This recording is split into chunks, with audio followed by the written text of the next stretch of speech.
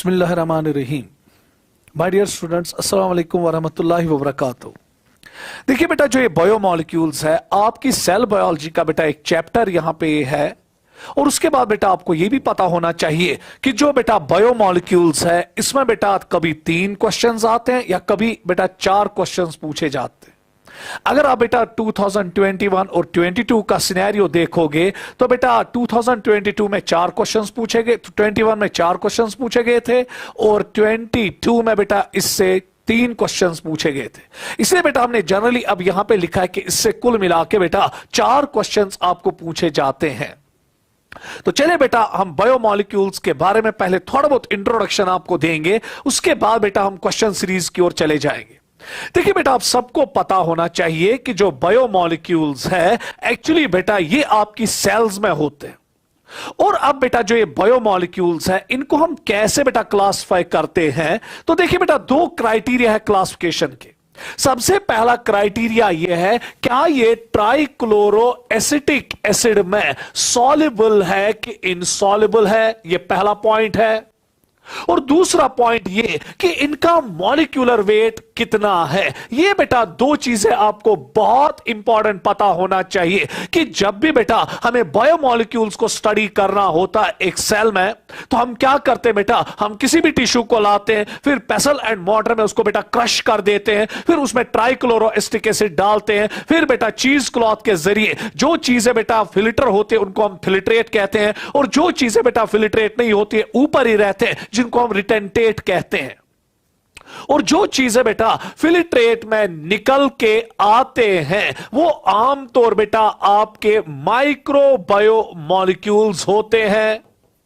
और जो बेटा ऊपर ही रहते हैं चीज क्लॉथ पे, जो फिल्टर नहीं हो पाते हैं, तो वो उनको हम कहते हैं रिटेंटेट। और रिटेंटेट में बेटा आपको पता है उसमें आपको मैक्रोबायोमॉलिक्यूल्स मिलेंगे, ये भी आपको पता होना चाहिए।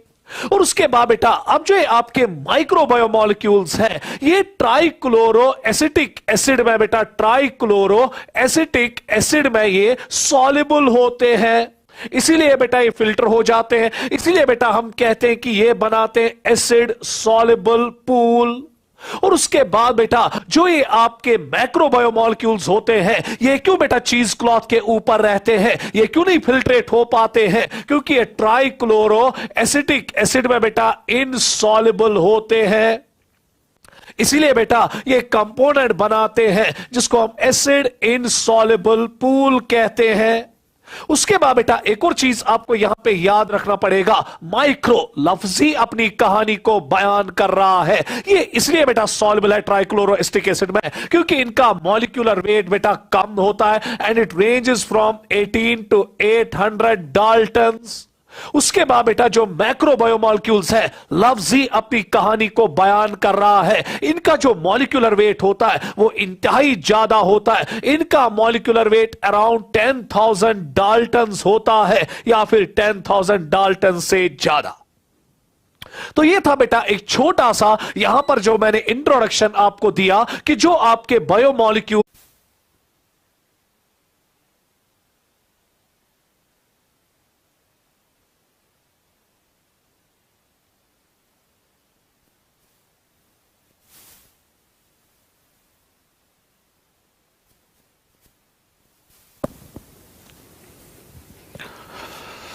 अस्सलाम वालेकुम बेटा।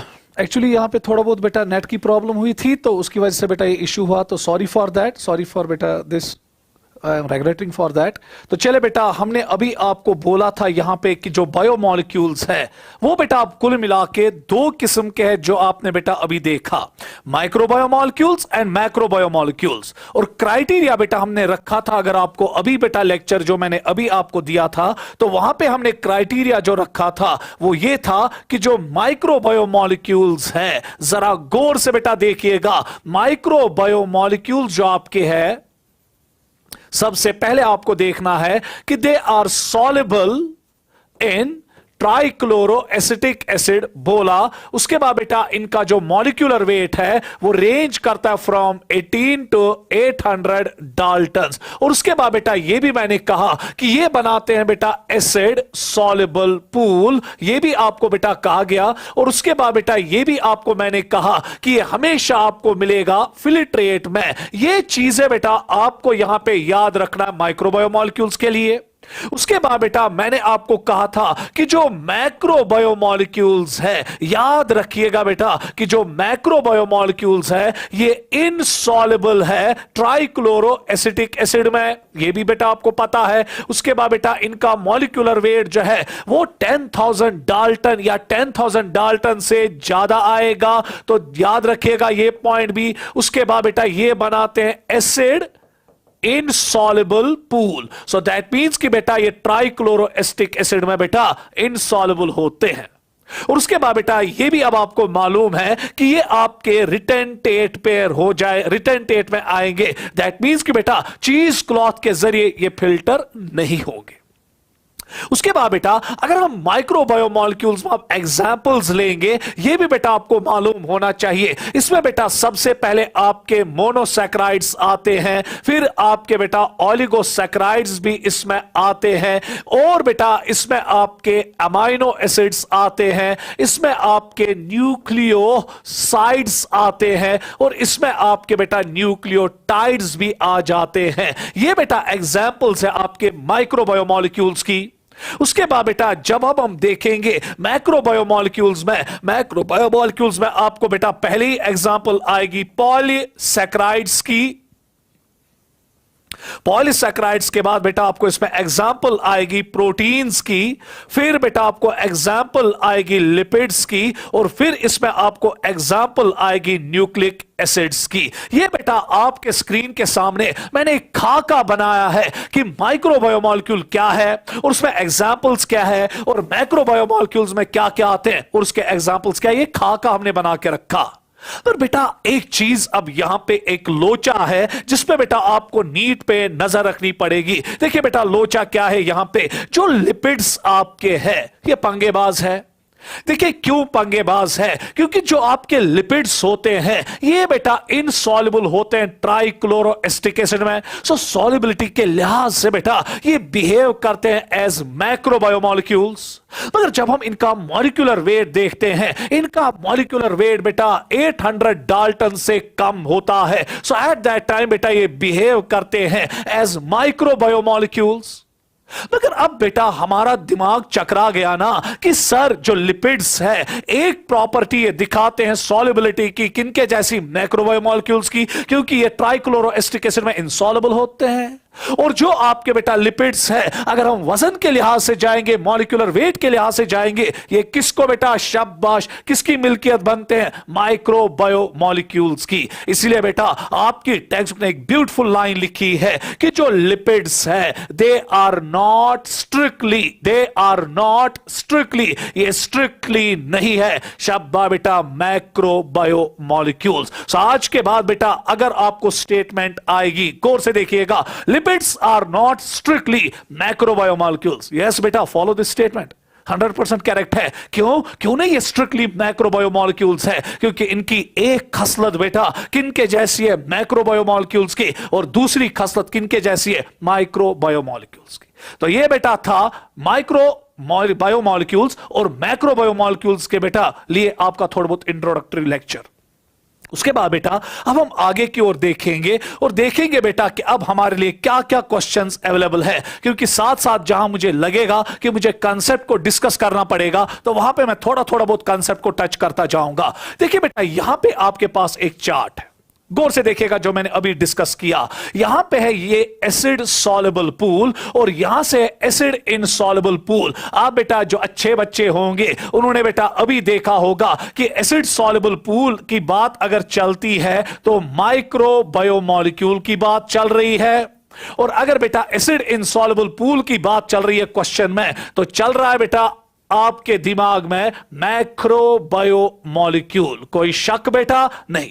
उसके बाद अगर आप गौर से यहां पर देखेंगे ये बेटा एसिड इनसॉल्युबल पूल का मॉलिक्यूलर वेट मांग रहा है। सो कह रहा है बोलिए ए क्या है, सो आपको पता है बेटा molecular weight ranges from 18 to 800 daltons in case of micro biomolecules. और उसके बाद बेटा यहां पर देखिएगा acid soluble pool retentate, it contains 4 types of organic compound, protein, polysaccharides, lipids. What is B? तो बी बेटा ऑटोमेटिकली बनेगा न्यूक्लिक एसिड, क्योंकि मैंने अभी आपको कहा कि जो आपका मैक्रोबायोमोलिक्यूल्स होते हैं उसमें बेटा एक तो आपका प्रोटीन आता है, पॉलीसैकेराइड आता है, लिपिड आता है। तो जाहिर सी बात है बेटा अगला जो इसमें होगा दैट इज न्यूक्लिक एसिड। तो ढूंढिए बेटा कहां पे ए है 18 to 800 डाल्टन्स और बी न्यूक्लिक एसिड कहां पे है? तो ऑप्शन नंबर 2।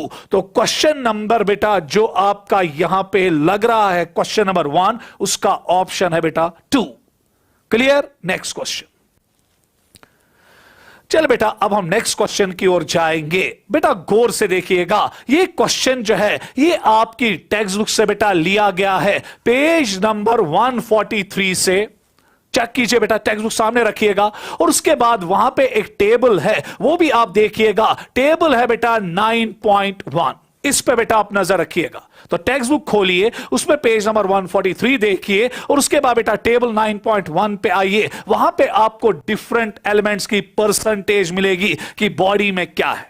तो देखिए बेटा अगर हम देखेंगे कि हमारी बॉडी में हाइड्रोजन ज्यादा है, ऑक्सीजन ज्यादा है, नाइट्रोजन ज्यादा है कि कार्बन ज्यादा है, मैं यकीन के साथ कहूंगा मेजॉरिटी ऑफ द स्टूडेंट जो है वो दाव लगाएंगे कार्बन पे, मगर दाव गलत लग रहा है बेटा। अगर आप टेबल पे देखोगे वहां पे ऑक्सीजन जो है वो 65% है, अगर आप देखेंगे जो कार्बन है वो 18.5% है, जो नाइट्रोजन है वो 3.3% है और जो हाइड्रोजन है वो 0.5% है। तो इस टेबल पे मेहरबानी करके नजर रखिएगा, ऑप्शन इसमें 2 आएगा। क्यों इस टेबल पे आप नजर रखोगे? क्योंकि आमतौर बच्चों के दिमाग में एक बहुत ही इंपॉर्टेंट चीज चलता है कि कार्बन सबसे अबेंडेंट होता है। नहीं, जो कोई भी आप बायोमॉलिक्यूल देखोगे बेटा उसमें 4 एलिमेंट्स बहुत ज्यादा तादाद में होते हैं, हाइड्रोजन, ऑक्सीजन, नाइट्रोजन, कार्बन। इसे इनको कभी कभी बिग 4 भी कहा जाता है। पर इन 4 में सबसे ज्यादा जो एलिमेंट हमें मिलता है बायोमॉलिक्यूल्स में वो कौन मिलता है बेटा? ऑक्सीजन,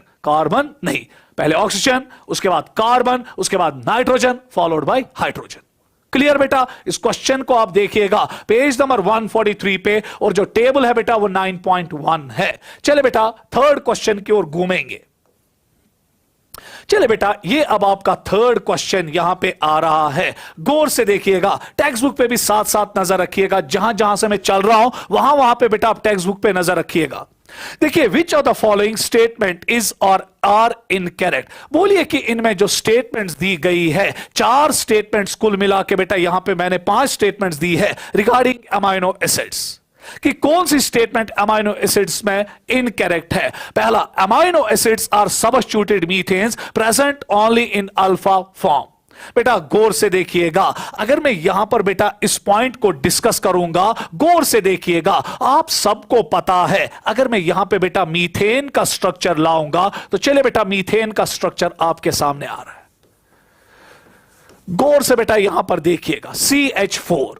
उसके बाद अब मैं क्या कर रहा हूं बेटा, यहां पे मैं हाइड्रोजन को सबस्टिट्यूट करता हूं COOH ग्रुप से, हाइड्रोजन को सबस्टिट्यूट कर रहा हूं बेटा अमाइन ग्रुप से। गौर से देखिएगा, हाइड्रोजन को सबस्टिट्यूट कर रहा हूं बेटा R ग्रुप से, और इस हाइड्रोजन को ऐसे रखेंगे तो बेटा हुआ ना ये सबस्टिट्यूटेड मीथेन। और आपको यह भी पता है जब किसी कार्बन के साथ 2 फंक्शनल ग्रुप्स जुड़े होते हैं we call it as alpha carbon. So that means कि जो पहली स्टेटमेंट हमारी थी, वापस मैं क्वेश्चन पे आऊंगा, amino acids are substituted methanes present only in alpha form. 110% पहली स्टेटमेंट ठीक है बेटा।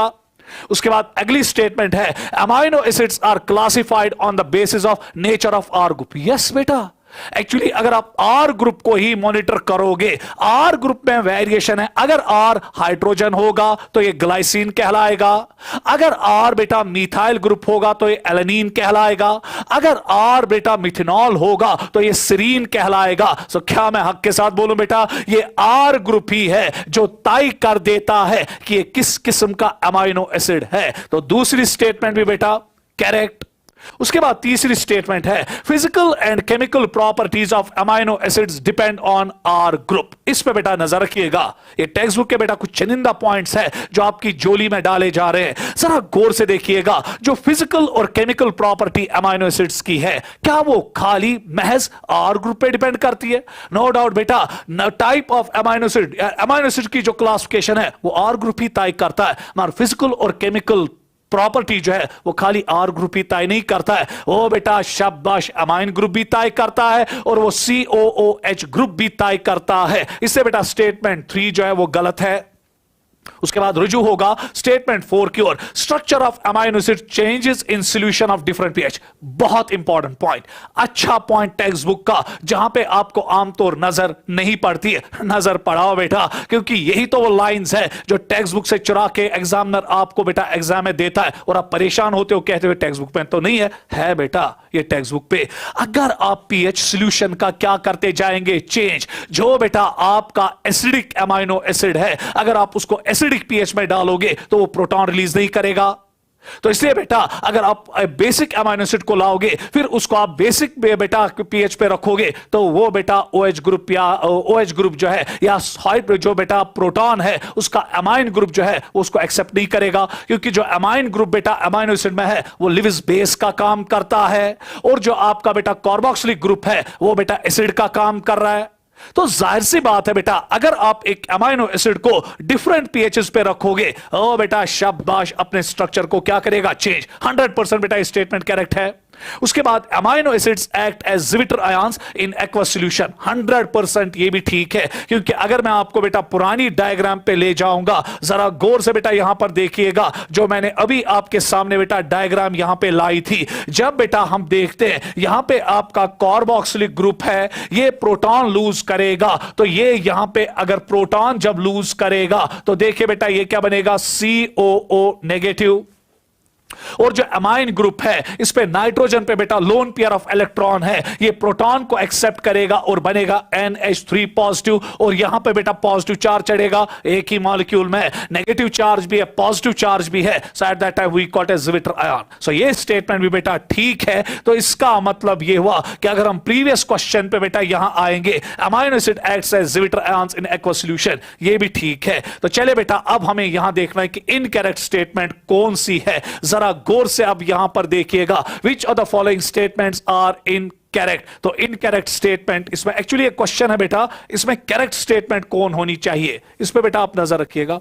ये करेक्ट स्टेटमेंट होना चाहिए। तो यहां पे बेटा आंसर जो आपका आएगा वो आएगा बेटा, इसमें ऑप्शंस में थोड़ा बहुत गड़बड़ है, तो आप इसका आंसर लिखिएगा। पहला करेक्ट है, नजर रखिएगा, पहला करेक्ट है। उसके बाद दूसरा भी स्टेटमेंट करेक्ट है, उसके बाद बेटा चौथा स्टेटमेंट करेक्ट है और पांचवा स्टेटमेंट भी करेक्ट है। यह बेटा आपको याद रखना पड़ेगा कि इसमें बेटा आपका दूसरा, तीसरा, दूसरा बेटा चौथा और पांचवा स्टेटमेंट क्या बेटा करेक्ट। चलिए नेक्स्ट क्वेश्चन, इसको खुद ऑप्शंस बेटा ठीक कीजिएगा। चलिए उसके बाद बेटा अब इस क्वेश्चन की ओर आ जाइएगा। ये क्वेश्चन बेटा आपकी टेक्स्ट बुक से हमने निकाला है पेज नंबर 145 से, और जहां पे बेटा फिगर है 9.1। नजर रखिएगा बेटा, identify the following structure A, B, C and D accurately. तो चले बेटा अब यहां पे नजर रखिएगा, ये बेटा आपका यहां पे ग्लूकोज है, क्योंकि ग्लूकोज बेटा आपको पता है जब ये रिंग स्ट्रक्चर बनाता है, ये एक रिंग बनाता है, that ring is called as pyranose ring, ये आपको पता है। उसके बाद बेटा ये अल्फा और बीटा फॉर्म में होता है। अगर एनोमेरिक कार्बन नंबर 1 पे OH कहां है बेटा नीचे, तो इट इज अल्फा कार्बन या अल्फा बेटा अल्फा डी ग्लूकोपायरिनोस, और अगर OH ऊपर होगा तो इट इज बीटा डी ग्लूकोपायरिनोस। तो इन शॉर्ट बेटा पहला स्ट्रक्चर जो है वो ग्लूकोज है। उसके बाद अगर आप दूसरा स्ट्रक्चर देखोगे, ये भी एक रिंग लाइक स्ट्रक्चर में बेटा एक मोनोसैकेराइड है, और ये मोनोसैकेराइड जो है ये रिंग बनाता है फिरेनोस रिंग, और आपको पता है एल्डो पेंटोस शुगर्स में राइबोस शुगर आता है, ये राइबोस शुगर है। मगर अब देखना ही है क्या ये बेटा राइबोस शुगर है कि डिऑक्सीराइबोस शुगर है। कार्बन नंबर 2 पे बेटा आप देख रहे हो ना OH है, सो दैट मींस कि ये डिऑक्सीराइबोस नहीं है, ये राइबोस शुगर है। तो आंसर बेटा यहां पे इसका आएगा राइबोस। उसके बाद बेटा ये स्ट्रक्चर देख देखिएगा साइक्लोपेंटेनो पर हाइड्रोफिनेंथ्रीन रिंग स्ट्रक्चर है और यह आपको पता है कि यह कोलेस्ट्रॉल बनाता है। और उसके बाद बेटा यह स्ट्रक्चर जो यहां पर है एक फॉस्फोलिपिड है and this phospholipid is called as lecithin. तो आइडेंटिफाई कीजिएगा बेटा, ए ग्लूकोज है, बी बेटा राइबोस है, सी कोलेस्ट्रॉल है और डी लेसिथिन है। तो इसका ऑप्शन आएगा ए। तो चले बेटा पेज नंबर 145 पे जो स्ट्रक्चर्स बनाए गए हैं उन तमाम स्ट्रक्चर्स पे बेटा आप नजर रखिएगा और उन्हीं से बेटा ये 4 स्ट्रक्चर्स उड़ाए गए। पहला ग्लूकोज है, दूसरा बेटा शाबाश राइबोस है, तीसरा कोलेस्ट्रॉल है और चौथा लेसिथिन है। तो चले बेटा नेक्स्ट क्वेश्चन। चले बेटा अब यहां पे है विच वन इज मिसमैचड। इनमें मिसमैचड कौन है? गौर से बेटा देखिएगा। सबसे पहला है सल्फर कंटेनिंग अमाइनो एसिड्स। याद रखिएगा बेटा, मैं यहां पे लिखूंगा सल्फर कंटेनिंग अमाइनो एसिड में आप कोड याद रखना chief minister. C for cysteine, M for methionine. ये आपको याद रहना चाहिए कि चीफ मिनिस्टर जो है ये सल्फर कंटेनिंग अमाइनो एसिड्स की बेटा एक न्यूमोनिक है। ये आपको कोड याद रखना पड़ेगा। इससे आपको याद रहेगा सिस्टीन एंड मीथ्योनिन आर बेटा सल्फर कंटेनिंग अमाइनो एसिड्स। तो देखिए बेटा सल्फर कंटेनिंग अमाइनो एसिड में यहां पे लिखा है सिस्टीन एंड मीथ्योनिन, ये करेक्ट है। उसके बाद बेटा नेक्स्ट है एरोमेटिक अमाइनो एसिड्स। जरा गौर से देखिएगा, एरोमेटिक अमाइनो एसिड्स में आपकी टेक्स्ट में लिखा है टायरोसिन है, फिनाइल एलेनिन है, ट्रिप्टोफैन है। ये भी मैच बराबर है, इसमें मिसमैच कुछ नहीं है। उसके बाद बेटा बेसिक अमाइनो एसिड्स में आप एक कोड याद रखेंगे lab, LAB lab, where L is lysine, A is arginine and B are basic amino acids। तो अब अगर हम देखेंगे कि बेसिक अमाइनो एसिड्स के लिए हमने कोड एक याद रखा लैब, है ना बेटा, यहां लाइसिन यहां arginine. So this is again 100% match. उसके बाद बेटा न्यूट्रल अमाइनो एसिड्स में अब आप देखेंगे उसके लिए आप एक कोड याद रखेंगे न्यूट्रल अमाइनो एसिड्स के लिए वी गली। क्या याद रखेंगे बेटा? वी गली। गली बहुत सारी किस्म की होती है, तो इसी तरह बेटा यहां पे कोड बनाइए वी गली, where V is valine, G is glycine, A is alanine, L is leucine and I is isoleucine. ये बेटा न्यूट्रल अमाइनो एसिड्स के लिए बेटा यहां पे कोड बनाया गया है। अब अगर आप गौर से देखेंगे जो न्यूट्रल अमाइनो एसिड्स है, वैलिन फुल हो रहा है, फिट हो रहा है, ग्लाइसिन भी फिट हो रहा है, मगर इसमें ग्लूटामिक एसिड है। ग्लूटामिक एसिड इज ए बेटा acidic amino acid, it is not a neutral amino acid. और आपको पता है कि जो एसिडिक अमाइनो एसिड्स होते हैं उनमें 2 कार्बोक्सिलिक ग्रुप होते हैं, वो बेटा 2 नेगेटिव चार्जेस बनाएंगे और अमाइन ग्रुप से 1 नेगेटिव चार्ज आएगा। ओवरऑल अगर हम देखेंगे जो एसिडिक अमाइनो एसिड्स होते हैं दे आर नेगेटिवली चार्ज्ड। तो इसलिए बेटा ये क्या मांगता है यहां? न्यूट्रल। तो दिस ऑप्शन इज इनकरेक्ट। तो यहां पे बेटा ऑप्शन नंबर 4 आंसर आएगा। क्लियर है बेटा? तो चलिए आगे की ओर बढ़ेंगे।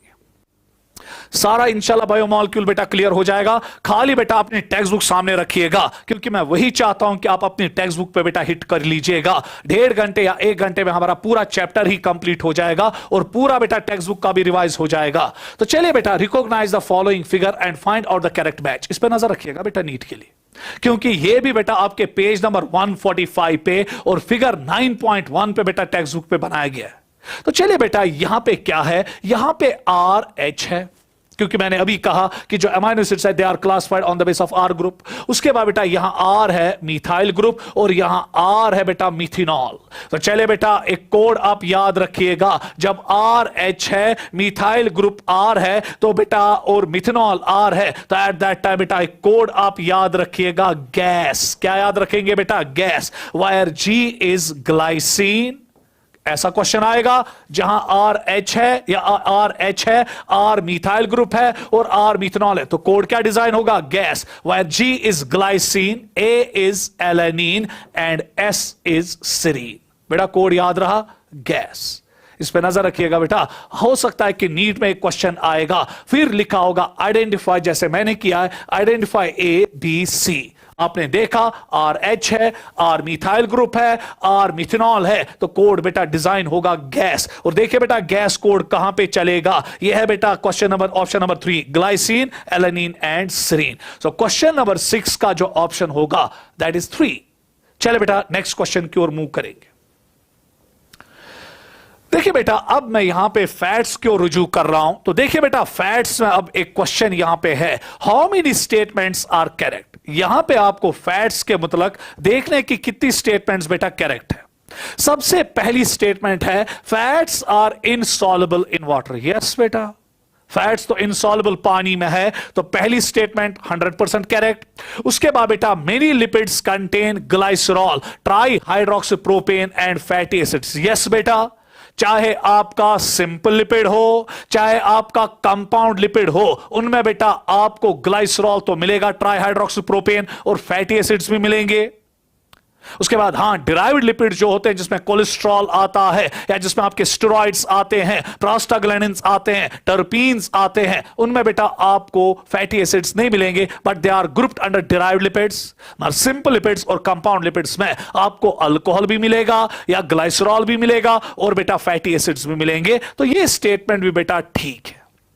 उसके बाद fatty acids are represented as RCOOH, general formula है फैटी एसिड्स की। उसके बाद where R group possesses 1 to 18 carbon atoms. ये गलत है, क्योंकि अगर आप अपनी टेक्स्ट बुक पढ़ोगे वहां पे लिखा है 1 to 19। देखिए बेटा, उस पर नजर रखिएगा। तो इसीलिए बेटा तीसरी स्टेटमेंट गलत है।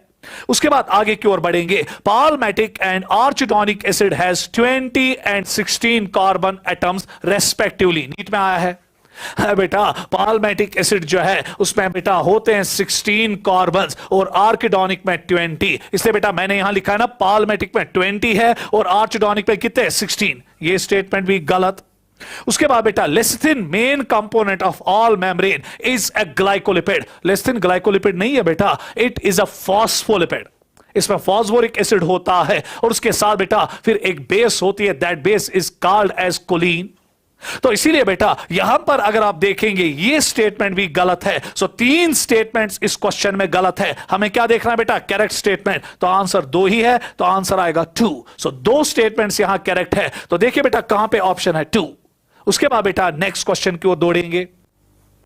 चले बेटा, अब यहां पर आपके सामने मैंने क्या किया है, यह बेटा एक फॉस्फोलिपिड है। गौर से देखिएगा, फॉस्फोलिपिड में एक तरह से ग्लाइसरॉल है, फिर बेटा एक फैटी एसिड है, फिर दूसरा फैटी एसिड है, तीसरे कार्बन पे फैटी एसिड नहीं है। क्योंकि जब हम बेटा देखते हैं ये ग्लाइसरॉल है, ट्राई हाइड्रोक्सीप्रोपेन, यहां पे फैटी एसिड होता है, यहां पर भी फैटी एसिड होता है। यह आप सबको मालूम होना चाहिए। ये फैटी एसिड, यहां भी फैटी एसिड, यहां फैटी एसिड के बजाय फॉस्फोरिक एसिड होता है और फिर फॉस्फोरिक एसिड के साथ कोई अल्कोहल जुड़ा होता है, चाहे कोलिन हो चाहे इथेनॉल अमाइन हो। अगर कोलिन यहां पे होगा एज अल्कोहल तो ये लेसिथिन बनेगा, अगर इथेनॉल अमाइन होगा तो ये बेटा सफेलिन बनेगा।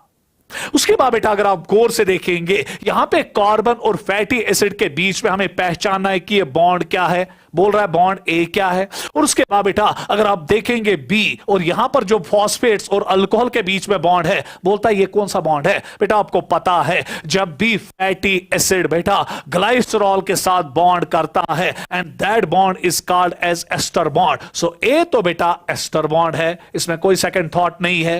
उसके बाद बी जो है, यहां से अल्कोहल है, यहां से फॉस्फोरिक एसिड है, आज बनना बॉन्ड COP। समझ में आ गया, या POC। So at that time we called phosphoester bond. ढूंढो बेटा ए कहां पे है एस्टर बॉन्ड और बी कहां पे है फॉस्फो एस्टर बॉन्ड। तो आंसर आएगा फोर्थ ऑप्शन जो आपको यहां पर बेटा दिख रहा है। This is the correct answer of question number 8। चलिए नेक्स्ट देखिए बेटा, अब अगला क्वेश्चन जो यहां पर है, go through the following statements. यहां पर बेटा हम अब एक स्टेटमेंट पे चल रहे हैं जो बेटा एक पेज से निकाला गया, प्राइमरी मेटाबोलाइट्स और सेकेंडरी मेटाबोलाइट्स। अगर आप अपना पेज नंबर 146 देखेंगे, वहां पे बेटा आपको प्राइमरी मेटाबोलाइट्स और सेकेंडरी मेटाबोलाइट्स मिलेंगे। बहुत तगड़ा टॉपिक है बेटा, इसमें क्वेश्चन आने के बहुत ज्यादा चांसेस है। तो गौर से बेटा देखिएगा अब हमने यहां पे क्या किया। सबसे पहला ए ऑप्शन है, primary metabolites are biomolecules found only in animal cell. ना बेटा, जो प्राइमरी मेटाबोलाइट्स है ये वो मेटाबोलाइट्स है जो आपको प्लांट सेल भी मिलेंगे, एनिमल सेल में भी मिलेंगे, फंगल सेल में भी मिलेंगे और माइक्रोबियल सेल्स में भी मिलेंगे। दैट क्लियरली इंडिकेट्स कि फर्स्ट ऑप्शन गलत। उसके बाद secondary metabolites are present in plants, animals and microbial cells. ये गलत है। प्लीज बेटा इस पॉइंट पे नजर रखिएगा नीट के लिए। जो सेकेंडरी मेटाबोलाइट्स होते हैं वो आपको बेटा प्लांट सेल में मिलेंगे, वो आपको माइक्रोबियल सेल में मिलेंगे और एक और सेल में मिलेंगे फंगल सेल। एनिमल सेल्स में आपको बेटा सेकेंडरी मेटाबोलाइट्स कभी भी नहीं मिलेंगे। सो दैट मीन्स कि बेटा जब हम पूरा बेटा सेल का या ऑर्गेनिजम्स का मुताला करते हैं, चाहे वो एनिमल्स हो, चाहे वो प्लांट्स हो, चाहे वो बेटा फंगल सेल्स हो या माइक्रोबियल सेल्स हो, हर किसी सेल में आपको प्राइमरी मेटाबोलाइट्स मिलते हैं। उसके बाद बेटा जो सेकेंडरी मेटाबोलाइट्स है वो आपको मिलते हैं प्लांट सेल्स में, फंगल सेल्स में, माइक्रोबियल सेल्स में, वो आपको कभी भी एनिमल सेल्स में मिलते नहीं है। तो इसलिए बेटा दूसरी स्टेटमेंट भी गलत है। No secondary metabolites has ecological importance. बेटा secondary metabolites have ecological importance, इसलिए बेटा ये गलत। उसके बाद role of all secondary metabolites are known in the host organism, नहीं। कहां? क्योंकि मैं अभी आपको बेटा वीनिया रोसिया का नाम लूंगा, वहां से बेटा हमें एक एंटी कैंसरस ड्रग मिलता है and that's called as vincristine या विनब्लास्टिन। जो ये विनक्रिस्टिन या विनब्लास्टिन है, ये आमतौर बेटा एंटी कैंसरस ड्रग्स है जो हम आमतौर बेटा ब्लड कैंसर पेशेंट्स को देते हैं। मगर प्लांट वीनिया में इसका रोल क्या है हमें पता ही नहीं है। इसी तरह बेटा अगर हम देखेंगे, आपका बेटा एक प्लांट है ओपियम या पॉपी प्लांट, पेपेवर सोमनिफेरम, वहां से बेटा हमें मॉर्फिन मिलता है, वहां से हमें ओपियम मिलता है। काम क्या है ओपियम का या मॉर्फिन का वहां पे पता ही नहीं है। तो इसीलिए बेटा हम कह सकते हैं कि जो role of secondary metabolites are known in the host organism, नहीं, हमें नहीं पता होस्ट ऑर्गेनिज्म में इनका रोल क्या होता है जहां पे प्रेजेंट होते हैं। Many secondary metabolites are of economic importance to us. Yes बेटा, they have the economic importance. जैसे बेटा हमें प्लांट से जो ये सेकेंडरी मेटाबोलाइट्स मिलते हैं, चाहे वो अल्कलॉइड हो, मॉर्फिन हो, कोडीन हो, तो मॉर्फिन बेटा पेन किलर है, कोडीन जो है एंटीटसिव एजेंट है, खांसी को कम कर देता है। साइड दैट टाइम बेटा इनकी इकोनॉमिक इंपॉर्टेंस है ना, इससे हम पैसे कमाते हैं ना, तो जाहिर सी बात है बेटा इनकी इकोनॉमिक इंपॉर्टेंस है। तो इस पूरे में अगर हम देखेंगे कि कितनी स्टेटमेंट्स गलत है, so A B C D are wrong. A B wrong है, बी बी, सी बी और डी बी, ई खाली करेक्ट है, तो यहां ऑप्शन 3 आएगा। सो खाली एक स्टेटमेंट बेटा इसमें करेक्ट है, दैट इज 3। नेक्स्ट क्वेश्चन की ओर दौड़ेंगे। चल बेटा क्वेश्चन नंबर 10, ये बेटा अब आपके टेक्स्ट बुक से ही बेटा सीधे हमने लिया है। ये बेटा दो हमने वहां पे टेबल लिए, दो टेबल से एक क्वेश्चन बेटा एक्सट्रैक्ट किया गया है। एक तो टेबल 9.3 से और दूसरा बेटा टेबल 9.5 से। एक आपको पेज नंबर 146 पे मिलेगा और दूसरा बेटा आपको पेज नंबर 147 पे मिलेगा। अब जरा गौर से यहां पर देखिएगा। देखिए अल्कलॉइड्स में अभी मैंने कहा इसमें आएगा मॉर्फिन एंड कोडीन, सेकेंडरी बेटा सेकेंडरी मेटाबोलाइट से लिया गया है। उसके बाद जिस टेबल पे टॉक्सिन्स में आपको मिलेगा एब्रिन एंड रिसिन। उसके बाद बेटा ड्रग्स में मैंने अभी कहा विनब्लास्टिन एंड कर्क्यूमिन। उसके बाद बेटा कोलेजन जो है ये बेटा प्रोटीन्स का एक चार्ट बनाया गया है, वहां से लिया गया है पेज नंबर 147 से टेबल 9.5। कोलेजन जो है वो इंटरसेल्यूलर ग्राउंड सबस्टेंस बनाता है और GLUT4 रिसेप्टर, ये नीट में आ चुका है। GLUT4 रिसेप्टर्स बेटा हमारे सेल्स में होता है, GLUT4, ये एक रिसेप्टर है जिसके वजह से बेटा ग्लूकोज ट्रांसपोर्ट होता है, ग्लूकोज सेल्स के अंदर चला जाता है। तो यहां पर अगर आप देखेंगे, खुद मैच कीजिएगा और देखिए बेटा यहां पे ऑप्शन क्या आएगा। तो अकॉर्डिंगली बेटा 1 का सी आएगा। तो देखिए बेटा 1 का एक ही जगह सी है, तो सीधे आप क्यों ढूंढना है, क्योंकि यहां 1 का डी है, 1 का ए है, 1 का ई है, एक ही जगह 1 का सी है, तो ऑप्शन ही होगा ऑटोमेटिकली। तो ज्यादा ढूंढने की जरूरत नहीं है, तो आंसर आएगा 2। चले बेटा नेक्स्ट क्वेश्चन की ओर दौड़ेंगे। क्वेश्चन नंबर 11, अगेन बेटा यहां पे जो एक क्वेश्चन लिया गया है ये भी बेटा हमने इन्हीं दो चार्ट से लिया है, टेबल बेटा 9.3 एंड टेबल 9.5। तो चले बेटा लेक्टिन में, ये तो नीट में आया था 2 बार, यहां से बेटा जब हम इसको मैच करेंगे तो लेक्टिन्स में आता है कॉनकैनावेलिन ए। उसके बाद बेटा टर्बिनॉइड्स में आता है आपके डाइटर्पीन्स एंड ट्राइटर्पीन्स। इंसुलिन अगर हम देखेंगे, जो इंसुलिन है ये हार्मोन है, इसमें कोई सेकंड थॉट नहीं है। Antibiotic fight infectious agents, essential oils में बेटा आपका लेमन ग्रास आएगा। उसके बाद पॉलीमेरिक सबस्टेंस में आपका रबर आएगा, गम्स आएगा और बेटा सेलुलोस आएगा। तो चले बेटा ए के साथ मैच क्या हुआ है बेटा, शाबाश वी। तो देखिए बेटा ए की जगह वी है, तो इसका क्वेश्चन का ऑप्शन नंबर 1 आएगा। तो ये बेटा इसका ऑप्शन 1 है और बी का फिर ऑटोमेटिकली 4, तो वो फिर मैच हो जाएगा। चले बेटा नेक्स्ट, गौर से बेटा इस क्वेश्चन की ओर देखिएगा, बहुत प्यारा क्वेश्चन है और बेटा ये भी हमने लिया है एवरेज कंपोजिशन ऑफ सेल में। ये पेज नंबर 147 पे एक क्वेश्चन है और टेबल बेटा 9.4 है। तो देखिए बेटा 9.4 टेबल से एक क्वेश्चन लिया गया है। यहां पर हमें देखना है कि लिविंग टिश्यूज में परसेंटेज के लिहाज से हमें बेटा डिक्रीजिंग ऑर्डर में क्या क्या मिलेगा। सबसे पहले पानी, ये तो बहुत ज्यादा होता है। उसके बाद बेटा प्रोटीन्स, उसके बाद बेटा न्यूक्लिक एसिड्स, उसके बाद कार्बोहाइड्रेट्स, उसके बाद लिपिड्स और उसके बाद आयंस। देखिएगा बेटा कि वाटर जो होता है वो 70 to 90% होता है, प्रोटीन्स जो होते हैं 10 to 15% होते हैं, न्यूक्लिक एसिड्स 5 to 7% होते हैं, कार्बोहाइड्रेट्स बेटा 2 to 3% होते हैं, लिपिड्स बेटा 3% और आयंस जो है वो बेटा शाबाश 1%। तो इस पे बेटा आप देखिएगा, ये बेटा इसका ऑप्शन नंबर 2 आंसर। चले बेटा next question, Which of the following statement is or are correct for polysaccharides? इसमें पॉलीसैकेराइड्स के लिए कौन सी स्टेटमेंट ट्रू है, करेक्ट है? तो देखिए पहला, the polysaccharides are found as a part of the acid insoluble pellet. Yes बेटा, क्योंकि मैक्रोबायोमोलिक्यूल्स है तो एसिड इनसॉल्युबल पूल बनाएंगे, ये आपको पता है। तो पहली स्टेटमेंट बेटा करेक्ट। उसके बाद these are long chain of sugars. Yes बेटा, these are long chain of sugars. चाहे होमोपॉलीसैकेराइड्स हो, हेटेरोपॉलीसैकेराइड्स हो। होमोपॉलीसैकेराइड्स में आपको पता है बेटा सेलुलोस आता है, बेटा आपका स्टार्च आता है, ग्लाइकोजन आता है, इनोलिन आता है, और बेटा वो आपको पता है वो या काइटिन आता है। वो सारे बेटा लॉन्ग चेन ऑफ पॉलीसैकेराइड्स है या long chain of monomeric units है। उसके बाद बेटा हेटेरोपॉलीसैकेराइड्स में हेमिसेलुलोस आता है, लिग्निन आता है, पैक्टिन आता है, अगार अगार आता है, वो भी बेटा आपने पढ़ा है, वो भी लॉन्ग चेन होते हैं शुगर्स के। तो दूसरी स्टेटमेंट भी ठीक। They are the third containing different monosaccharides as building blocks. Yes, so जब बहुत सारे मोनोसैकेराइड्स मिलते हैं एक दूसरे के साथ तो बेटा पॉलीसैकेराइड वजूद में आता है। Cellulose is a polymeric polysaccharide consisting of only one type of monosaccharide that is fructose. ये स्टेटमेंट गलत है, क्योंकि जो सेलुलोस है it's not the polymer of fructose, it's the polymer of glucose, और वो भी बेटा बीटा डी ग्लूकोपाइरेनोस का पॉलीमर होता है, वो आपको पता है। उसके बाद बेटा अगला inulin is a polymer of fructose. Yes बेटा, ये करेक्ट है। तो चले बेटा अब देखिए करेक्ट स्टेटमेंट यहां पे कौन कौन सी है। पहली भी करेक्ट, दूसरी भी करेक्ट बेटा, तीसरी भी करेक्ट और बेटा शाबाश पांचवी भी करेक्ट। तो देखिए बेटा इसमें आपको क्या आएगा, ओनली जो बेटा फोर्थ स्टेटमेंट है दैट इज इनकरेक्ट। तो ऑप्शन इज 3, क्योंकि इसमें खाली एक स्टेटमेंट बेटा गलत है, that is fourth statement. Clear हो रहा है बेटा? तो चलिए आगे की ओर बढ़ेंगे, तेजी से आगे की ओर बढ़ेंगे। चलिए बेटा एक और क्वेश्चन आपके इन्हीं कार्बोहाइड्रेट्स पे आ रहा है। Choose the correct statements from the following. पहला, right end of the polysaccharide is called as reducing end while as left end is called as non reducing end. ये बेटा थोड़ा बहुत प्रॉब्लमेटिक चीज है यहां पे जो आपको समझना पड़ेगा।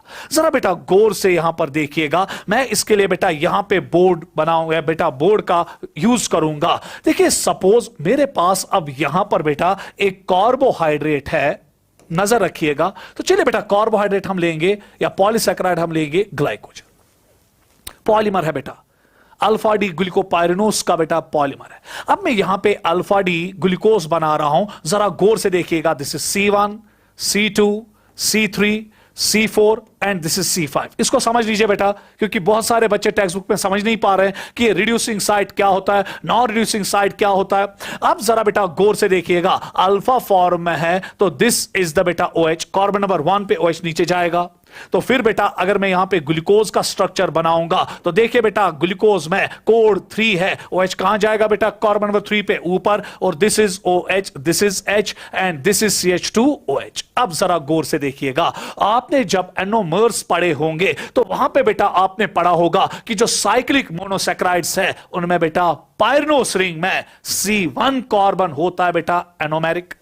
जैसे एल्डो हेक्सो शुगर्स है, एल्डो हेक्सो शुगर्स में एलोस हो, एल्ट्रोस हो, ग्लूकोज हो, मेनोस हो, बेटा आपका ग्लोस हो, आइडोस हो, गैलेक्टोस हो या टेलोस हो। These are all aldohexo sugars, सारे के सारे बेटा पाइरेनोस रिंग बनाते हैं, इसमें कोई शक शुबा नहीं है। ग्लूकोज भी पाइरेनोस रिंग बनाएगा क्योंकि एल्डोहेक्सोस कैटेगरी में आता है, और इसका C1 कार्बन क्या होता है बेटा, एनोमेरिक।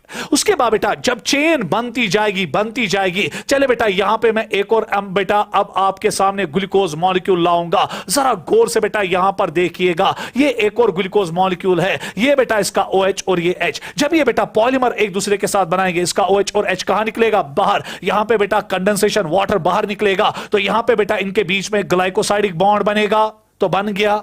सो दैट मीन्स कि ग्लाइकोसाइडिक बॉन्ड्स बनते जाते हैं और हर किसी ग्लाइकोसाइडिक बॉन्ड की जो लिंकेज है दैट इज अल्फा 1,4, क्योंकि इसका कार्बन नंबर 1 इन्वॉल्व होता है और इसका कार्बन नंबर 4 इन्वॉल्व होता है। अब तस्वीर करो बेटा, सपोज ये पहला बेटा ग्लूकोज मॉलिक्यूल है ग्लाइकोजन का और ये आखिरी ग्लूकोज मॉलिक्यूल है ग्लाइकोजन का। ये मेरा बेटा राइट साइड है ना, यहां पे और राइट साइड है ना, और ये मेरा बेटा यहां से कौन सा साइड है? Left side. जरा गौर से देखिएगा बेटा, यहां पे एनोमेरिक कार्बन फ्री है ना, सो जो आखिर का ग्लूकोज मॉलिक्यूल बेटा इस ग्लाइकोजन में होगा उसका C1 फ्री है ना। सो जब इसका C1 फ्री है, एनोमेरिक कार्बन है, तो इसीलिए बेटा जो राइट साइड है वो बेटा रिड्यूसिंग साइड बनेगा, और जो इसका लेफ्ट साइड अब है तस्मची एनोमेरिक कार्बन, वहां पे C4 है, तो इसलिए बेटा ये नॉन रिड्यूसिंग एंड बनेगा। इसीलिए बेटा आज के बाद सारे बच्चे याद रखेंगे कि जो राइट साइड होता पॉलीसैकेराइड्स का, वहां पे एनोमेरिक कार्बन फ्री होता आखिर के बेटा मोनोसैकेराइड का, तो इसीलिए बेटा ये रिड्यूसिंग एंड बनता है। और जो पहला बेटा इसका बेटा मोनोसैकेराइड होता है तो इसमें एनोमेरिक कार्बन आसा, वहां पे क्या होगा बेटा? अगर ग्लूकोज होगा तो C4 है, तो जाहिर सी बात है बेटा ये नॉन रिड्यूसिंग एंड बनाएगा। तो लेफ्ट साइड बेटा मैं भेजूंगा ये बाद में, left side non reducing side और राइट साइड बेटा रिड्यूसिंग साइड। अब जरा बेटा गौर से देखिएगा क्वेश्चन क्या मांग रहा है हमें, तो वापस मैं क्वेश्चन की ओर जाऊंगा। Right end of polysaccharide is called as reducing end, है ना, ये राइट एंड बेटा राइट साइड, तो ये रिड्यूसिंग एंड है, और ये कौन सा साइड बना बेटा? लेफ्ट साइड, तो ये ऑटोमेटिकली क्या बना बेटा? Non reducing side. तो ये स्टेटमेंट बेटा उतनी ही साफ है जितना दूध। पता नहीं बेटा दूध के बारे में नहीं कह सकते हैं, मगर बेटा अगर कंसेप्ट के लिहाज से जाएंगे दूध है, 100% करेक्ट है। उसके बाद बेटा अगर हम आएंगे सेकेंड स्टेज पे, starch can hold iodine molecules in its helical secondary structure but cellulose being non helical can not hold iodine, 110% ये भी करेक्ट। बस बेटा एक स्टेटमेंट याद रखिएगा, एक थंब रूल याद रखिएगा, जो कोई भी पॉलीसैकेराइड ब्रांचेड है, क्या है बेटा? ब्रांचेड, वो आयोडीन को ट्रैप करता है। जैसे ग्लाइकोजन और स्टार्च ब्रांचेड है तो ये आयोडीन को ट्रैप करेगा और उसका कलर चेंज करेगा।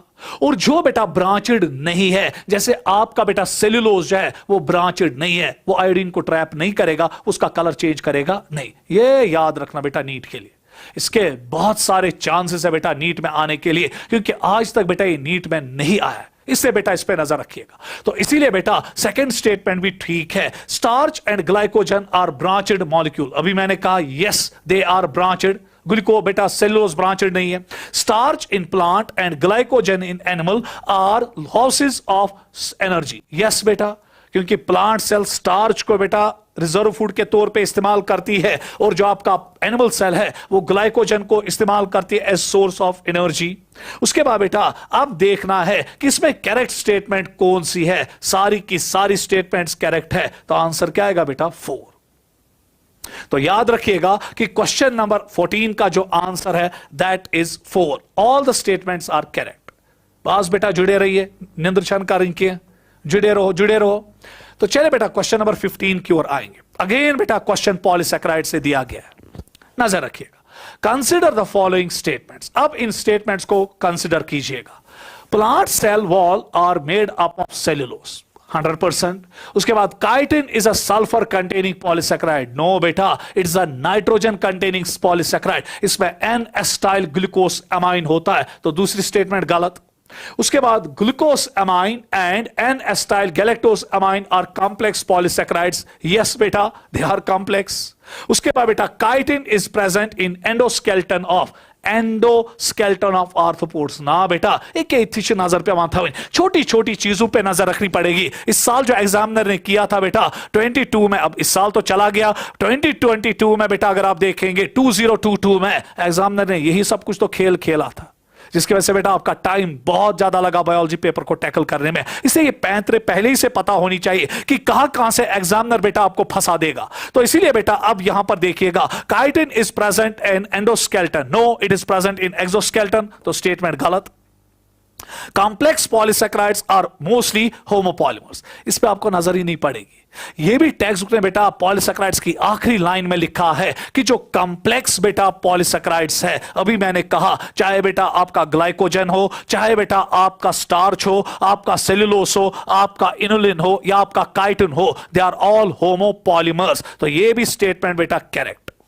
तो चलिए बेटा देखिए अब यहां पे आंसर कहां पे छुपा हुआ है। Consider the following, choose the correct option. तो करेक्ट ऑप्शन है बेटा 1, 3 एंड 4, 1, 3 एंड 5, तो आंसर इज 4। तो इसका ऑप्शन आएगा 4। तो हो बेटा आपको साथ साथ बेटा रिवाइज हो रहा है, तो अच्छी तरह से बेटा जुड़िएगा, थकने की कोई जरूरत नहीं है। चले बेटा 16वां question, which of the following, आज मैं थोड़ा बहुत बेटा चीजों को डिस्कस कर रहा हूं इसलिए थोड़ा बहुत टाइम लग रहा है। तो चले बेटा विच ऑफ द फॉलोइंग, क्योंकि थोड़ा बहुत टफ टॉपिक है इसलिए बेटा चीजें डिस्कस हो रही। विच of the following is a purine base, इनमें कौन सी प्यूरिन बेस है? कुछ नहीं करना है आपको बेटा, पता होना चाहिए कि जो प्यूरिन है वो डबल रिंग्ड है, 9 मेंबर्ड है। तो अगर आप देखेंगे यहां पे डबल रिंग कौन सा स्ट्रक्चर है, single ring, single ring, single ring, double ring. अगर आप गौर से देखेंगे बेटा यहां पे कितने हैं, 1 2 3 4 5 6 7 8 9 मेंबर्ड है ना, having nitrogen at position number 1 3 7 and 9, तो option is 1। So a structure जो यहां पे है that is the purine base, and purine base are double ringed, adenine हो या गुआनिन हो। और आपको पता है पायरिमिडीन में साइटोसिन, यूरेसिल, थाइमिन बोला था। अगर याद रखना बेटा कट पायरामिड, कट पायरामिड का मतलब यह हुआ कि एक कोड आप याद रखिएगा, पायरामिड को काटो तो पायरामिड मींस पायरिमिडीन बेसिस, जिसमें साइटोसिन, यूरेसिल, थाइमिन, आज क्या हो रही हो, adenine, guanine, they are the purine bases, and purine bases are double ringed while as बेटा pyrimidine bases are single ringed. Clear? चलिए नेक्स्ट क्वेश्चन की ओर दौड़ेंगे बेटा। Adenosine, guanosine, thymidine, uridine, cytidine are all nucleosides, and adenylate acid, guanylic acid, uridylic acid and cytidyllic acid are nucleotides। तो देखिए बेटा nucleosides and nucleotides, answer is 2। आसान question है इसलिए बेटा यहां पे ज्यादा टाइम नहीं देंगे। Next, refer to the given reactions. अब बेटा यहां पे मुझे रिएक्शंस 2 दी गई है, एडेनिन प्लस एक्स, एडेनिन के साथ एक्स मिल रहा है और बन रहा है एडेनोसिन। बोलिए जी एक्स क्या है?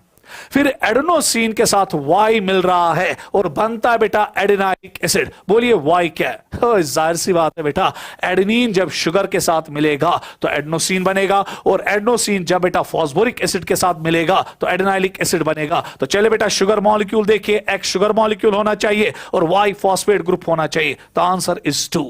तो इस क्वेश्चन का जो आंसर है बेटा वो क्या बेटा 2। Next question number 19। देखिए बेटा अब यहां पर अगर आप देखेंगे क्वेश्चन नंबर 19 जो है पेज 150 से लिया गया है, और फिगर बेटा अगर आप देखेंगे 9.4 फिगर है, उस पर बेटा अच्छी तरह से नजर रखिएगा। साथ साथ में बोलता हूं कि पेज नंबर क्या है और फिगर कहां पे है। तो पेज नंबर आप देखिएगा 150 है और फिगर जो है वो 9.4 है। थोड़ा बहुत बेटा मैं पानी पीऊंगा, प्यास लगी, 1 मिनट के लिए बेटा पानी पी रहे हैं।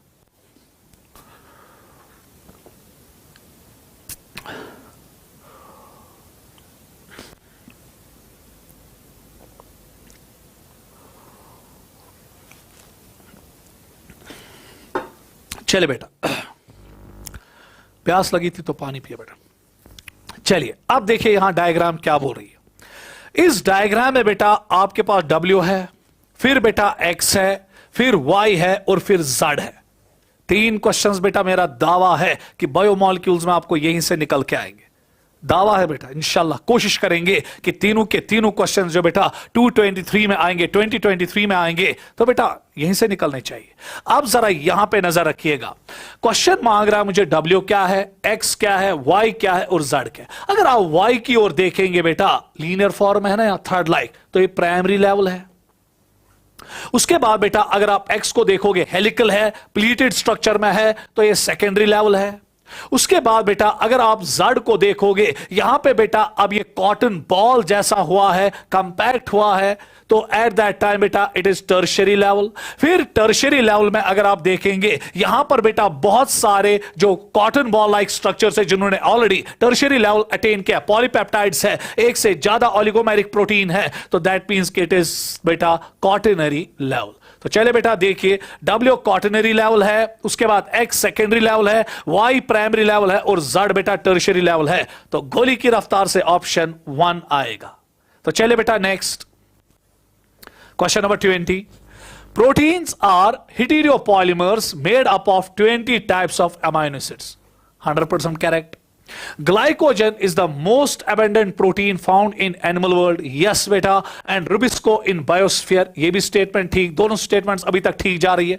First amino acid is called as C terminal end the last amino acid is called as N terminal. ये स्टेटमेंट गलत। देखिए बेटा क्यों, क्योंकि यहां पर भी बेटा मैं थोड़ा बहुत आपको सिखाऊंगा कि ये सी टर्मिनल और एन टर्मिनल क्या होता है, क्योंकि कुछ बच्चे ऐसे भी है जिन्होंने बेचारों ने अभी तक बायोमॉलिक्यूल्स नहीं पढ़ा है, तो इसलिए बेटा उनको थोड़ा बहुत इसके बारे में आइडिया देंगे। जरा गौर कीजिएगा बेटा, ये आपका एक अमाइनो एसिड यहां पे पहला R H, this is C double bond O O H.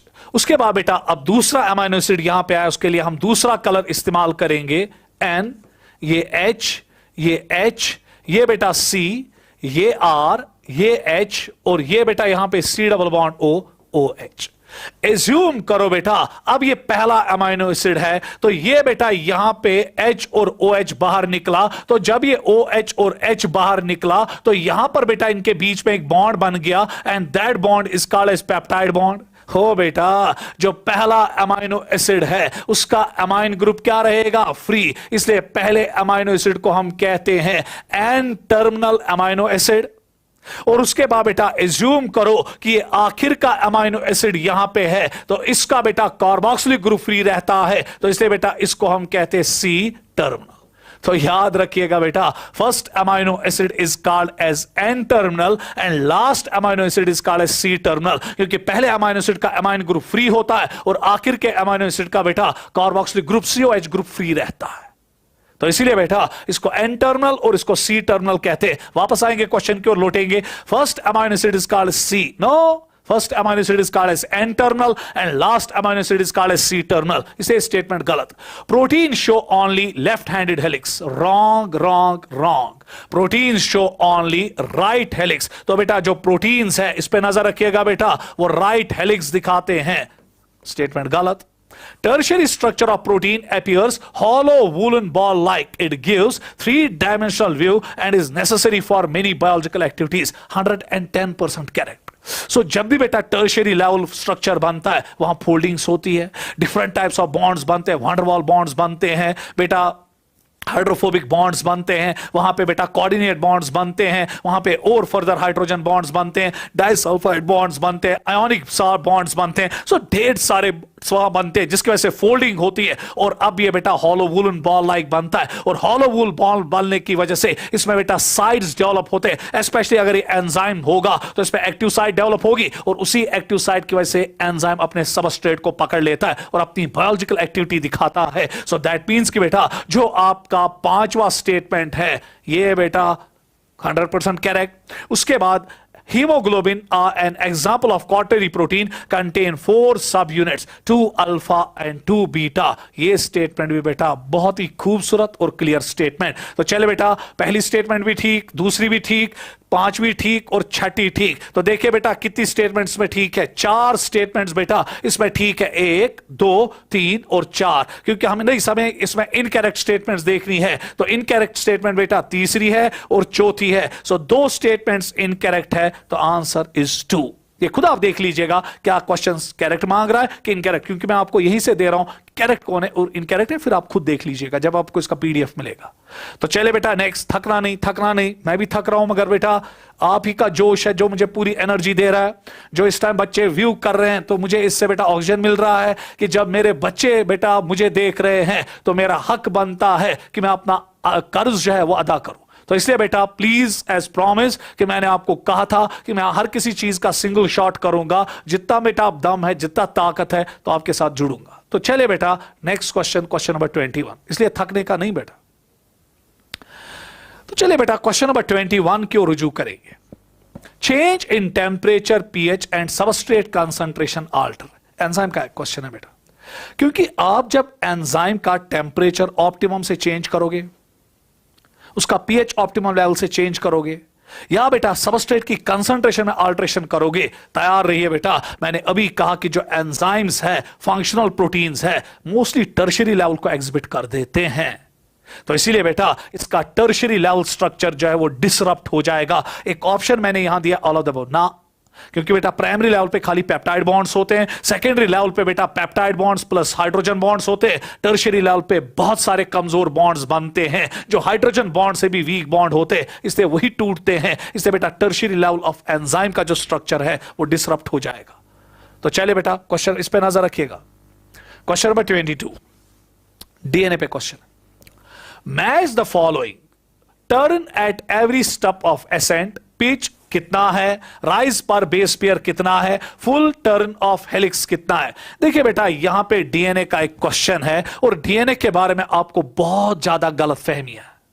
क्यों, अभी पता चलेगा। इसके लिए बेटा हम यहां पे बोर्ड चेंज करेंगे। आप जरा बेटा गौर से देखिएगा ताकि आपको जो डीएनए के बारे में गलतफहमियां है वो बेटा दूर हो जाए। बहुत सारे बच्चों का यह मानना है कि जो डीएनए है वो एक दूसरे के ऊपर ऐसे वाउंड होता है, दो हेलिकल्स या दो स्ट्रैंड्स।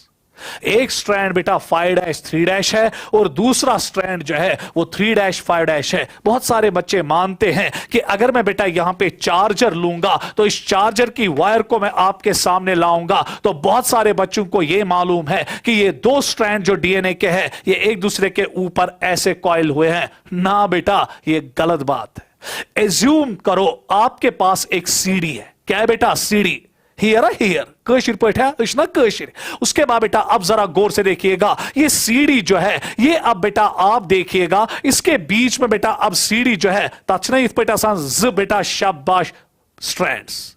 अब एज्यूम करो कि ये सीडी जो है ये बेटा ऐसे हेलिकल घूम रही है। सीडियां जो है दो स्ट्रैंड जो है ये स्ट्रैंड एक है। गौर से देखिएगा, सीडी को मद्देनजर रखिएगा बेटा। जो गोल सीडी होती है, जो सर्कुलर इस ऐसे चलती है, इसमें कितने बेटा दूसरे कलर से मैं यहां पे लाऊंगा, ये अब इसका दूसरा स्ट्रैंड है। गौर से देखिएगा हर किसी जगह बेटा दो स्ट्रैंड्स के बीच में जो डिस्टेंस है वो क्या रह रही है, सेम। सो एज्यूम करो कि एक सीडी है। होटलों में आपने आमतौर देखा होगा ऐसे बेटा गोल गोल ये सीडी कहां जाती है, ऊपर। इसी तरह डीएनए का स्ट्रक्चर है। ये डीएनए का स्ट्रक्चर नहीं है, ये एक स्ट्रैंड है जो मैंने बेटा येलो कलर से आपके सामने लाया। तो उसी से बेटा इसको हम देंगे 5' 3' और जो रेड कलर से लाया 3' 5'।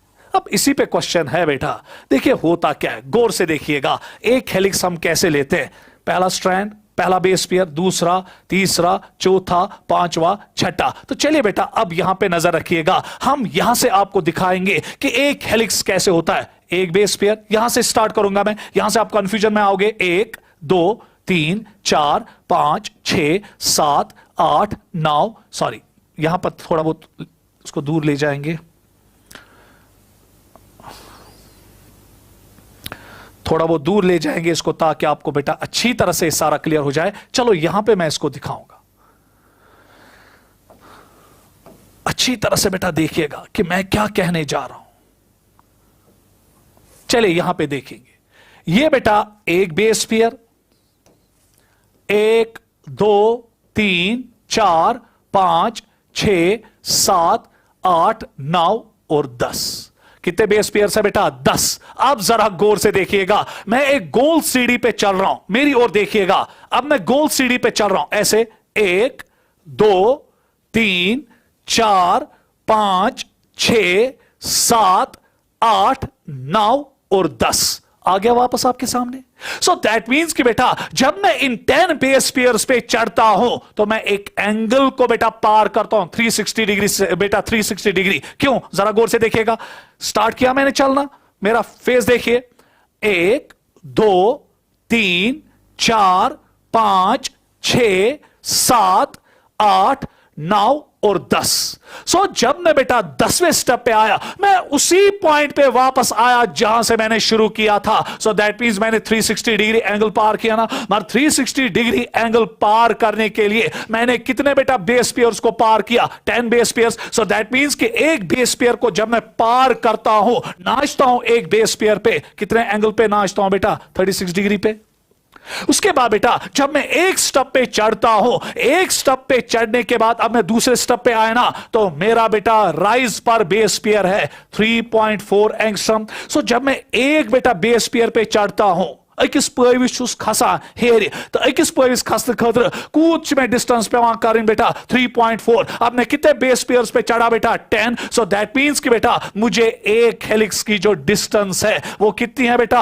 3.4 इंटू 10 वो 34 एंगस्ट्रम। क्या मैं हक के साथ बोलूं? जब मैं घूम के आता हूं ना, मैं ऊपर चढ़ा होता हूं बेटा 34 एंगस्ट्रम, और किस एंगल पे घूमा होता हूं? 360 डिग्री पे। यह याद रखिएगा बेटा।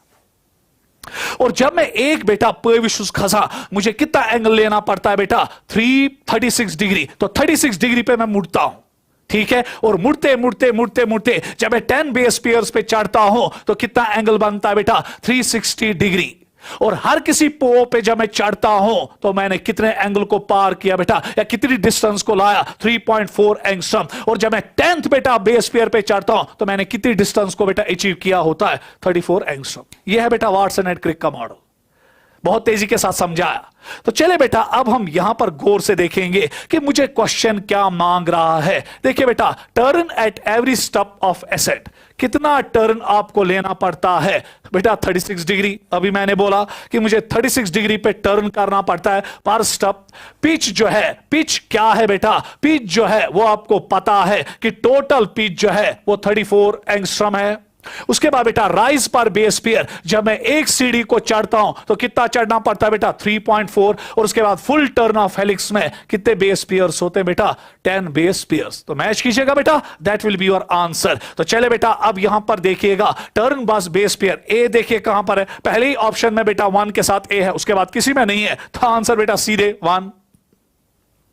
तो हो बेटा, आपको मैंने तेजी के साथ समझाया कि आपको बेटा यह समझ आया होगा। तो चले बेटा नेक्स्ट क्वेश्चन प्लीज बेटा, अब यहां पे नजर रखिएगा। Identify whether the given condition are. थोड़ा बहुत टाइम लग रहा है बेटा आज, क्यों? क्योंकि मैं इसको अच्छी तरह से बेटा पढ़ा रहा हूं, ताकि आपको रिवीजन भी अच्छी तरह से हो जाए, ताकि आपको कोई परेशानी ना हो जाए। तो चले बेटा अब यहां पर देखिएगा, identify whether the given conditions are anabolic और कैटाबॉलिक। ग्लूकोज बेटा लैक्टिक एसिड बनाता है, पढ़ा है बेटा, टेक्स्ट बुक पे ये भी लिखा है। तो जब ग्लूकोज लैक्टिक एसिड बनाता है तो 10 स्टेप्स में बनाता है, और ये कैटाबॉलिक प्रोसेस है। और उसके बाद बेटा अमाइनो एसिड जब प्रोटीन्स बनाते हैं, ये बनाते हैं ना बेटा पेप्टाइड बॉन्ड्स के जरिए, तो therefore it is anabolic pathway. So यहां बेटा कॉम्प्लेक्स से सिंपल बनता है, और यहां से बेटा सिंपल से कॉम्प्लेक्स बनता है। सो एट दैट टाइम बेटा we can say it is a शाबाश बेटा anabolic catabolic process, and it is anabolic process. तो देखिए बेटा 1 जो है वो कैटाबॉलिक है, और 2 जो है वो एनाबॉलिक है। Option is 3। ठीक, इस पे नजर रखिएगा। चलिए next question. All biomolecules show the phenomena of turnover. Yes बेटा, बायोमोलिक्यूल्स कंटिन्यूअसली बेटा अपनी कंसंट्रेशन को चेंज करते रहते हैं सेल में। Glucose is metabolized to lactic acid in 11 metabolic steps, no 10 metabolic steps. तो ये स्टेटमेंट गलत है। Blood concentration of glucose in a normal healthy individual is 4.2 to 6.5, sorry 6.1। इस पे नजर रखिएगा बेटा। पुरानी जो टेक्स्ट बुक है वो लिखती थी बेटा 4 to 5 बेटा मिलीमोल्स पर। तो अब बेटा नई टेक्स्ट बुक ने इसको ठीक किया है 4.2 to 6.1। सो जिसके पास पुरानी टेक्स्ट बुक है, मेहरबानी करके बेटा उसमें 4 to 5 है, वो नहीं है, तो बेस्ट आंसर जो नई टेक्स्ट बुक ने लिखा है वो 3rd ऑप्शन है, करेक्ट है। Living state is an equilibrium non study. ना बेटा, it is not equilibrium, it is in equilibrium non steady state. क्योंकि बेटा अगर इक्विलिब्रियम सेल में आएगा तो तमाम मेटाबॉलिक एक्टिविटी बेटा स्टॉप हो जाएंगी और सेल डेथ हो जाएगी। सो सेल कभी इक्विलिब्रियम में रह सकती नहीं है। उसके बाद बेटा ये ऑप्शन भी गलत। Acetic acid becomes cholesterol is a catabolic process. No बेटा, एसिटिक एसिड जब बनता है कोलेस्ट्रॉल में तो ये बेटा एनाबॉलिक प्रोसेस है। इसको भी आप टेक्स्ट बुक पे देखिएगा, ये स्टेटमेंट भी गलत। How many are not true, कितनी स्टेटमेंट्स ट्रू नहीं है? 1, 2 और 3। सो 3 स्टेटमेंट्स ट्रू नहीं है, तो आंसर इज 2। तो चले बेटा next question. Which of the following, नजर बराबर रखिएगा, विच of the following is true about enzyme. अब मैं एंजाइम्स की ओर रुजू कर रहा हूं बेटा, टफ टॉपिक है, इसलिए यहां पे बेटा हम थोड़ा बहुत कंसेप्ट्स आपको देंगे, तो इसलिए बेटा थोड़ा बहुत यहां पे आप अच्छी तरह से देखिएगा कि सर हमें क्या बताना चाहते हैं। तो पूरी तरह से बेटा नजर रखिएगा, थकने का नहीं, थकने का नहीं, बस डटे रहो। इंशाल्लाह बेटा इस साल आपको मेडिकल कॉलेज जाना है, तो चले बेटा अब यहां पर कामयाब होना है। अब जरूरी नहीं कि हर कोई मेडिकल कॉलेज जाएगा, पर यह जरूरी है ना कि बेटा जो जो पढ़ेगा इज्जत की रोटी कमाएगा। तो चलिए बेटा, which of the following is true about enzymes. Enzymes के बारे में अब आपको क्या यहां पे ठीक लग रहा है? All enzymes except ribozymes are proteins. Yes बेटा, जितने भी एंजाइम्स आपके दिमाग में चल रहे हैं सारे के सारे प्रोटीन्स हैं, मगर कुछ एंजाइम्स ऐसे जो आरएनए के बने होते हैं जिनको हम राइबोजाइम्स कहते हैं, जैसे बेटा पेप्टाइडल ट्रांसफेरेस जो आपके राइबोसोम्स में होता है, और राइबोन्यूक्लियस पी या एच जो आपकी सेल्स में होता है बेटा, जो बहुत इंपॉर्टेंट होता है फॉर बेटा ट्रांसलेशन। तो चलिए बेटा यहां पर आप देखिएगा, पहली स्टेटमेंट करेक्ट। उसके बाद it is the active site in which substrate fits and active site catalyses reaction at a high rate by increasing activation energy. ना बेटा, एंजाइम्स का मैकेनिज्म ऑफ एक्शन ही है, वो इक्विलिब्रियम के साथ नहीं छेड़ते हैं, वो ऑर्डर ऑफ रिएक्शन के साथ नहीं छेड़ते हैं, वो फ्री एनर्जी के साथ नहीं छेड़ते, वो खाली एक्टिवेशन एनर्जी को क्या करते हैं? डिक्रीज। अब जब एक्टिवेशन एनर्जी यहां डिक्रीज हो रही है, यहां क्या लिखा है बेटा? इंक्रीज। तो इसलिए बेटा ये स्टेटमेंट गलत। उसके बाद बेटा, activation energy is the difference in the average energy content of substrate that of transition state. अभी दिखाऊंगा, ये स्टेटमेंट भी ठीक है। कैसे? अभी मैं एक फिगर पे इसको बेटा लाऊंगा, जहां पे मैं आपको एक्टिवेशन एनर्जी का कांसेप्ट सिखाऊंगा, और ये भी बोलूंगा कि एनर्जी एंजाइम्स की प्रेजेंस से क्यों एक्टिवेशन एनर्जी घट जाती है, और ये एक्टिवेशन एनर्जी क्या है उसके बारे में भी बेटा थोड़ा बहुत आपको बोला जाएगा, क्योंकि ये 3-4 चीजें आमतौर स्टूडेंट के दिमाग में नहीं घुस पाते हैं। उसके बाद बेटा next point, transition state is unstable and possess high energy. ये भी ठीक है, इसको भी बेटा अगले क्वेश्चन में सिखाया जाएगा एक ग्राफ पे, कोई परेशानी नहीं। उसके बाद if energy of product is more than energy of substrate reaction is exothermic. ना बेटा, इसको भी मैं अभी सिखाऊंगा, ये स्टेटमेंट भी बेटा गलत है। फिलहाल ये 3-4 कर्ज हैं, एक रिएक्शन पे आपको सब कुछ सिखाया जाएगा। अब देखिए बेटा, ट्रू बोल रहा है कि ट्रू कितनी स्टेटमेंट्स है? 1, 2 और 3। 3 स्टेटमेंट्स बेटा यहां ट्रू है, तो ऑप्शन इज 3। घबराना नहीं बेटा, अभी मैं आपको ट्रांजिशन स्टेट के भी बारे में बोलूंगा, अभी मैं आपको बोलूंगा कि एक्टिवेशन एनर्जी डिक्रीज होने से क्यों बेटा रेट ऑफ रिएक्शन इंक्रीज हो जाती है, वो भी बता देंगे बेटा। मगर फिलहाल बेटा इस क्वेश्चन का ऑप्शन नंबर 3 है। चले बेटा, अब यहां पे आप सारे बच्चे नजर रखिएगा, प्लीज बेटा यहां पे आप सारे क्वेश्चन पे नजर रखिएगा। मैं यहां पे अभी आपके सामने बेटा एक क्वेश्चन ला रहा हूं, पहले क्वेश्चन को देखेंगे, उसके बाद बेटा एक साथ इनको सबको बेटा हम डिस्कस करेंगे। Which of the following statement about enzymes are correct? Enzymes do not alter overall change in free energy of a reaction. Correct. ये ओवरऑल फ्री एनर्जी के साथ छेड़ता नहीं है बेटा। Enzymes are highly specific for substrate. ये भी correct. उसके बाद the energy input needed to start a chemical reaction is called activation energy. ये भी करेक्ट। उसके बाद enzymes are proteins whose 3 dimensional shape is की टू देयर फंक्शन। 100% करेक्ट, क्योंकि जब तक बेटा एंजाइम्स में टर्शियरी लेवल 3 डायमेंशनल स्ट्रक्चर नहीं आएगा, तब तक उसमें एक्टिव साइट नहीं आएगी। एक्टिव साइट नहीं आएगी तो अपने सबस्ट्रेट को पकड़ पाएगा नहीं। तो इसीलिए बेटा यहां चारों के चारों स्टेटमेंट्स ठीक है, तो answer is all of these. सारे की सारी स्टेटमेंट्स करेक्ट है। अभी बेटा एक एक करके इन तमाम चीजों का आपका जवाब मिलेगा। चले बेटा, इस ग्राफ में आपको सब कुछ समझाया जाएगा।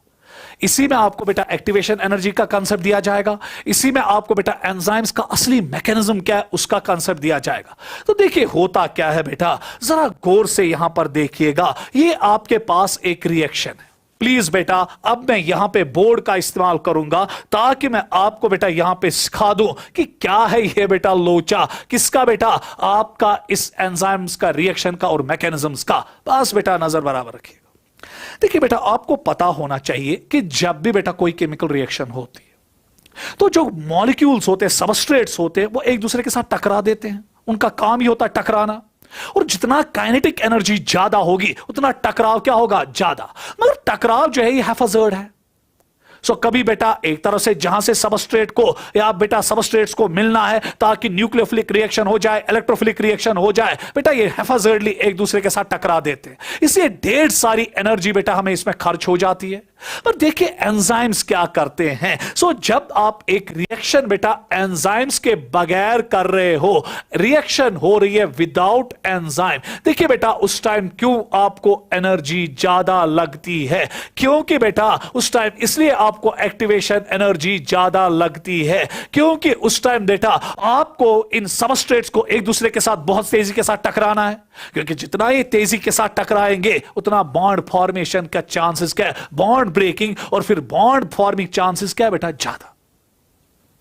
सो इसीलिए बेटा आपको ढेर सारी एनर्जी देनी पड़ती है। इसीलिए कोई भी रिएक्शन हो, चाहे बेटा वो आपकी एक्सोथर्मिक रिएक्शन हो या एंडोथर्मिक रिएक्शन हो, अगर यहां पर आप देखेंगे ये सबस्ट्रेट है और ये सबस्ट्रेट अब बेटा यहां प्रोडक्ट बना रहा है, प्रोडक्ट की यहां से बेटा आप देखेंगे this is the potential energy. अगर आप गौर से देखेंगे पोटेंशियल एनर्जी सबस्ट्रेट की क्या है, ज्यादा, क्योंकि ये सबस्ट्रेट की पोटेंशियल एनर्जी है और प्रोडक्ट की पोटेंशियल एनर्जी क्या है बेटा, कम। So at that time we से द रिएक्शन इज एक्सोथर्मिक।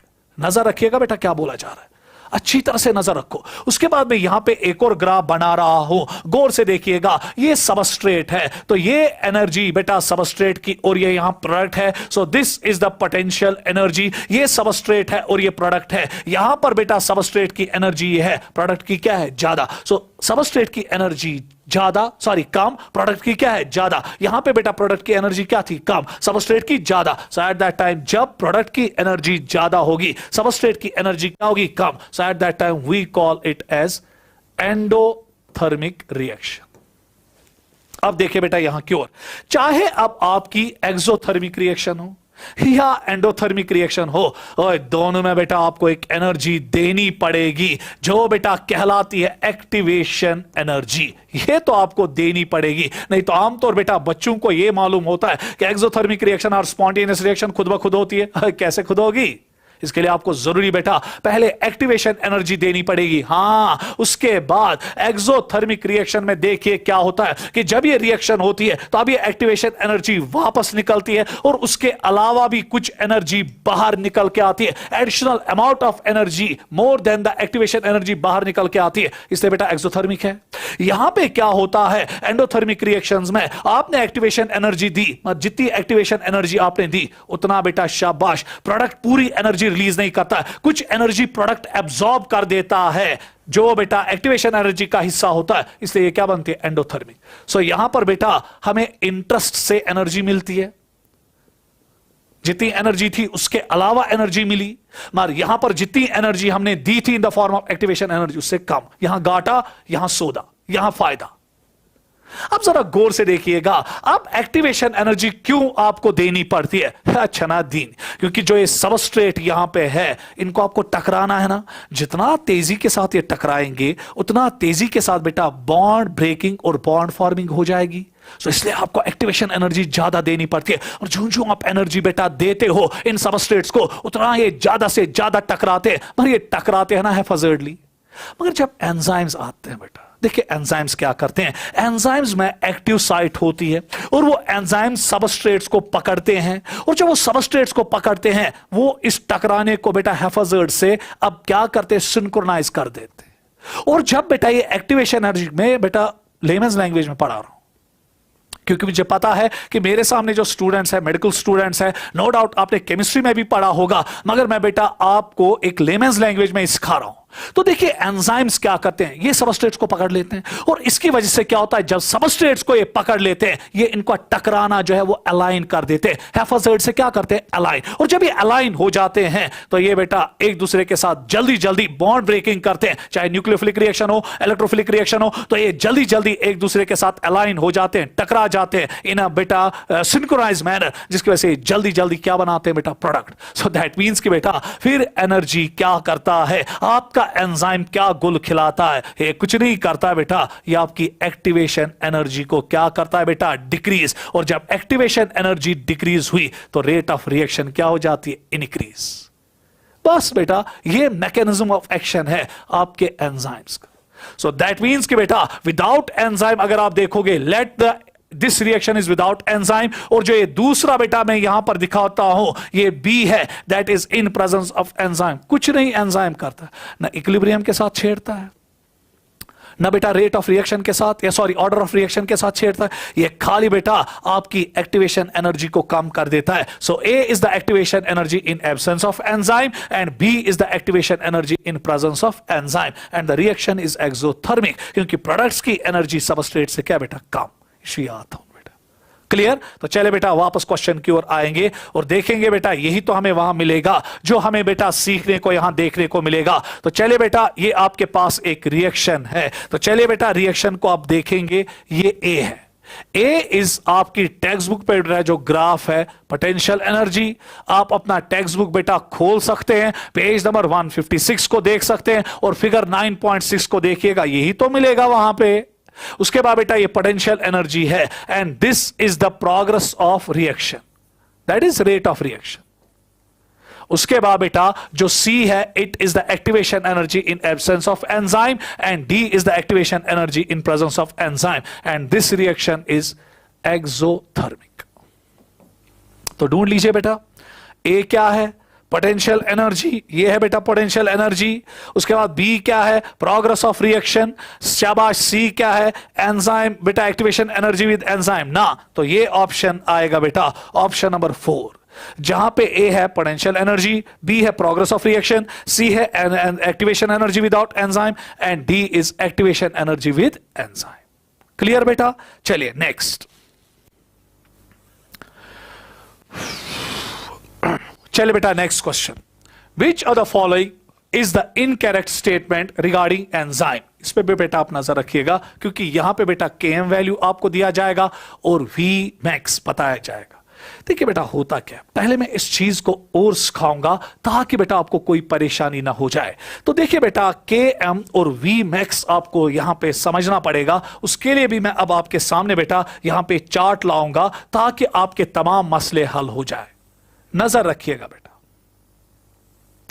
ये यहां पे कंसंट्रेशन ऑफ सबस्ट्रेट, नजर बेटा बराबर रखिएगा, इस चार्ट को सीखिएगा क्योंकि बहुत सारे कम बच्चों को बेटा ये समझ में आता है, क्योंकि मैंने आज कहा था कि मैं आज बहुत सारा इसको थोड़ा बहुत इलॉबरेट करके लाऊंगा ताकि आपको कोई परेशानी ना हो जाए। महज क्वेश्चनों से बेटा हाँ आपका रिवीजन होता है और कुछ कुछ कॉन्सेप्ट्स फिर फॉल हो जाते हैं, जिसकी वजह से बेटा फिर आपको टेक्स्ट बुक पढ़ने में बहुत ज्यादा परेशानी होती है। तो इसलिए बेटा मैंने आज कोशिश की कि मैं आपको बेटा यहां पे ये कॉन्सेप्ट्स क्लियर कर दूं।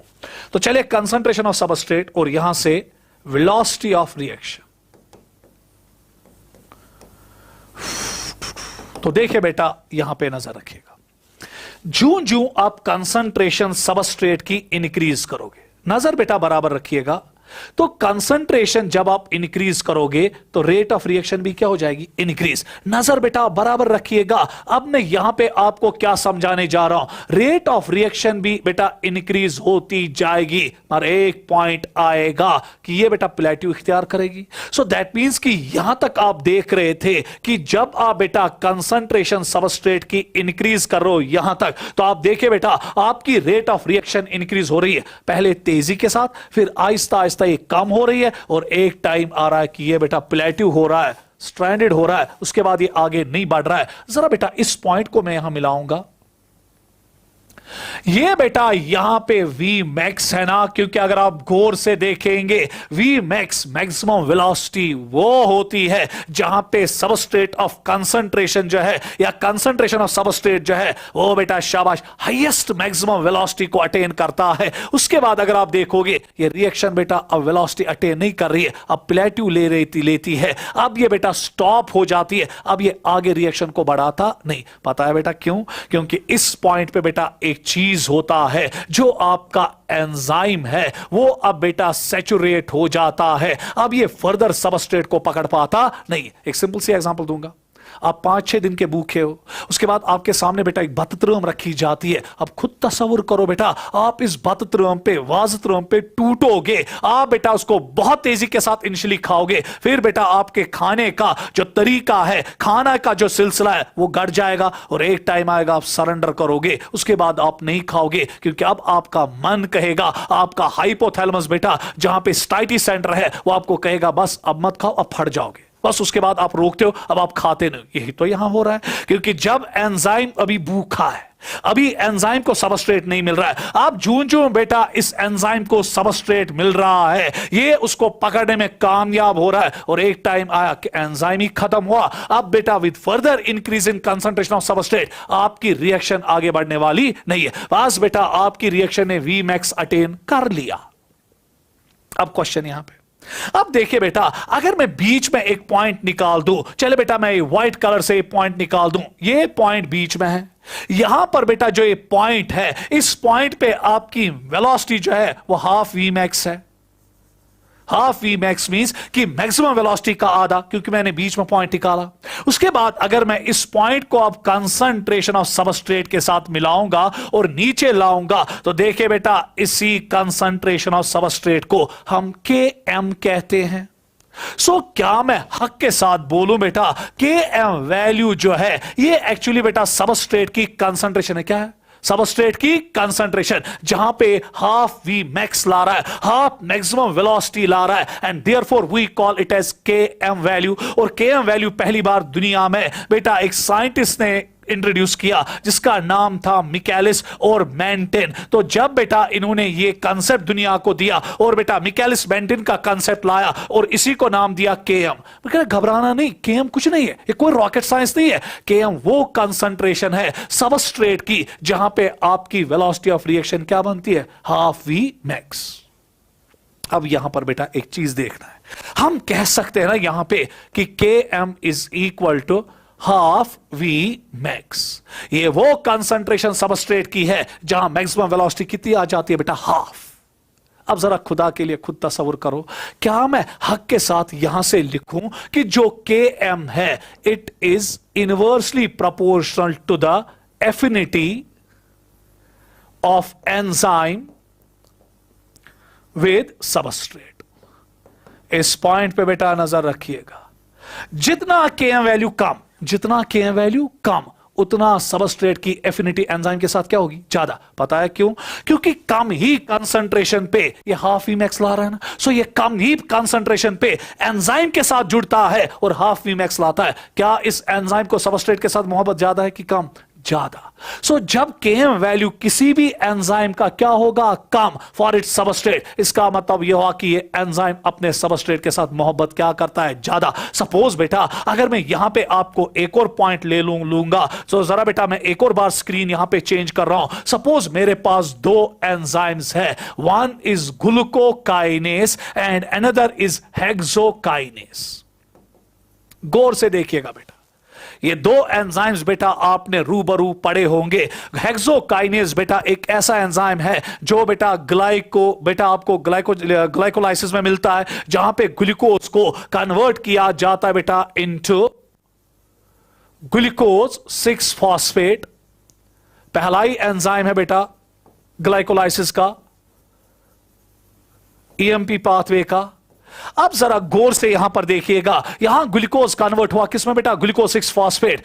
या तो हेक्सोकाइनेस ऐसा करेगा या फिर ग्लूकोकाइनेस करेगा। सो आपको अल्लाह की कसम है बेटा, जो ग्लूकोकाइनेस है उसका सबस्ट्रेट कौन है, ग्लूकोज, और हेक्सोकाइनेस का भी सबस्ट्रेट क्या है बेटा, ग्लूकोज। पर जब हम बेटा ग्लूकोकाइनेस का देखेंगे, suppose for the sake of argument, जो ग्लूकोकाइनेस है, सपोज कर रहा हूं सेक ऑफ आर्गुमेंट, इसका जो Km वैल्यू है किसके लिए बेटा, ग्लूकोज के लिए, वो है 0.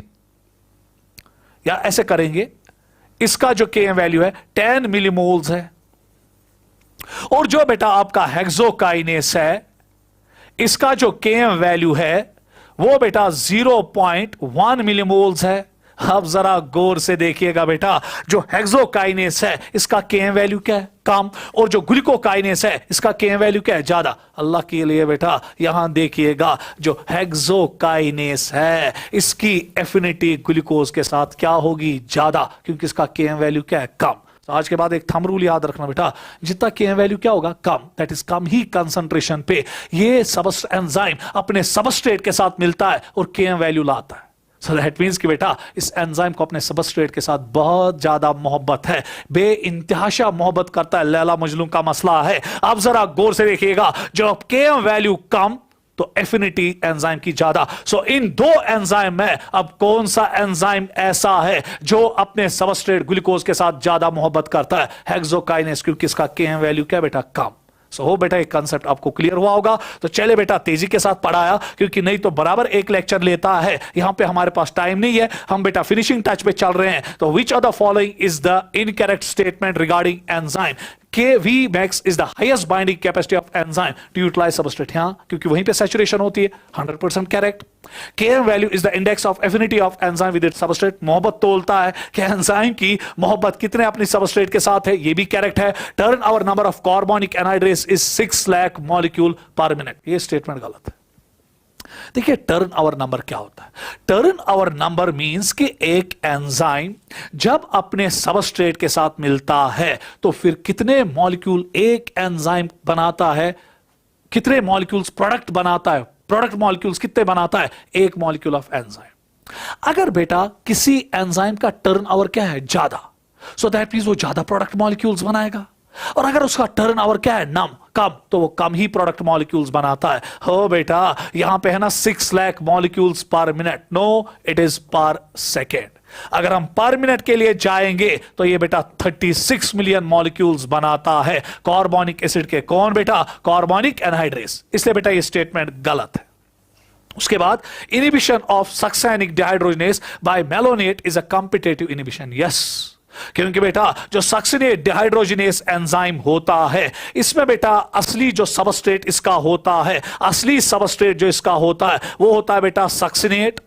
मगर कभी कभी क्या होता है कि अगर सिस्टम में बेटा मेलोनेट आएगा, वो इसको बेटा इनहिबिट करता है, क्योंकि मेलोनेट जो है वो स्ट्रक्चरली रिजेंबल करता है किसके साथ बेटा? सक्सिनेट के साथ। तो इसलिए बेटा यहां पे है ना एक अनार दो बीमार। सो दो बीमार क्या है? सक्सिनेट और मेलोनेट। असली बीमार कौन है? सक्सिनेट। असली सबस्ट्रेट कौन है? सक्सिनेट। पर बदकिस्मती से मेलोनेट जो है वो स्ट्रक्चरली रिजेंबल करता है किसके साथ बेटा? सक्सिनेट के साथ। तो ये एक ही दो सबस्टेंसेस, सबस्ट्रेट और इनहिबिटर, बेटा इस एक्टिव साइट के साथ कंपटीशन करता है ना। सो देयरफॉर बेटा it's the classical example of competitive inhibition. तो इसमें बेटा ऑप्शन नंबर 3 जो है that is the incorrect statement. चलिए बेटा नेक्स्ट क्वेश्चन।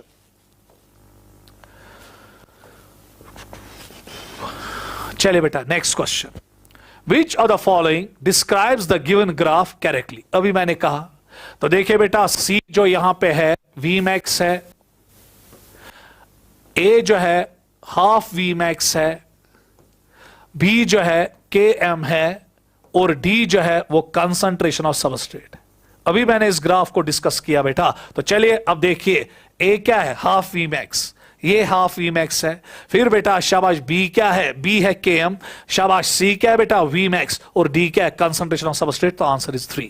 इस ग्राफ पे बेटा नजर रखिएगा, नीट के लिए इस ग्राफ पे नजर रखिएगा। चलिए नेक्स्ट।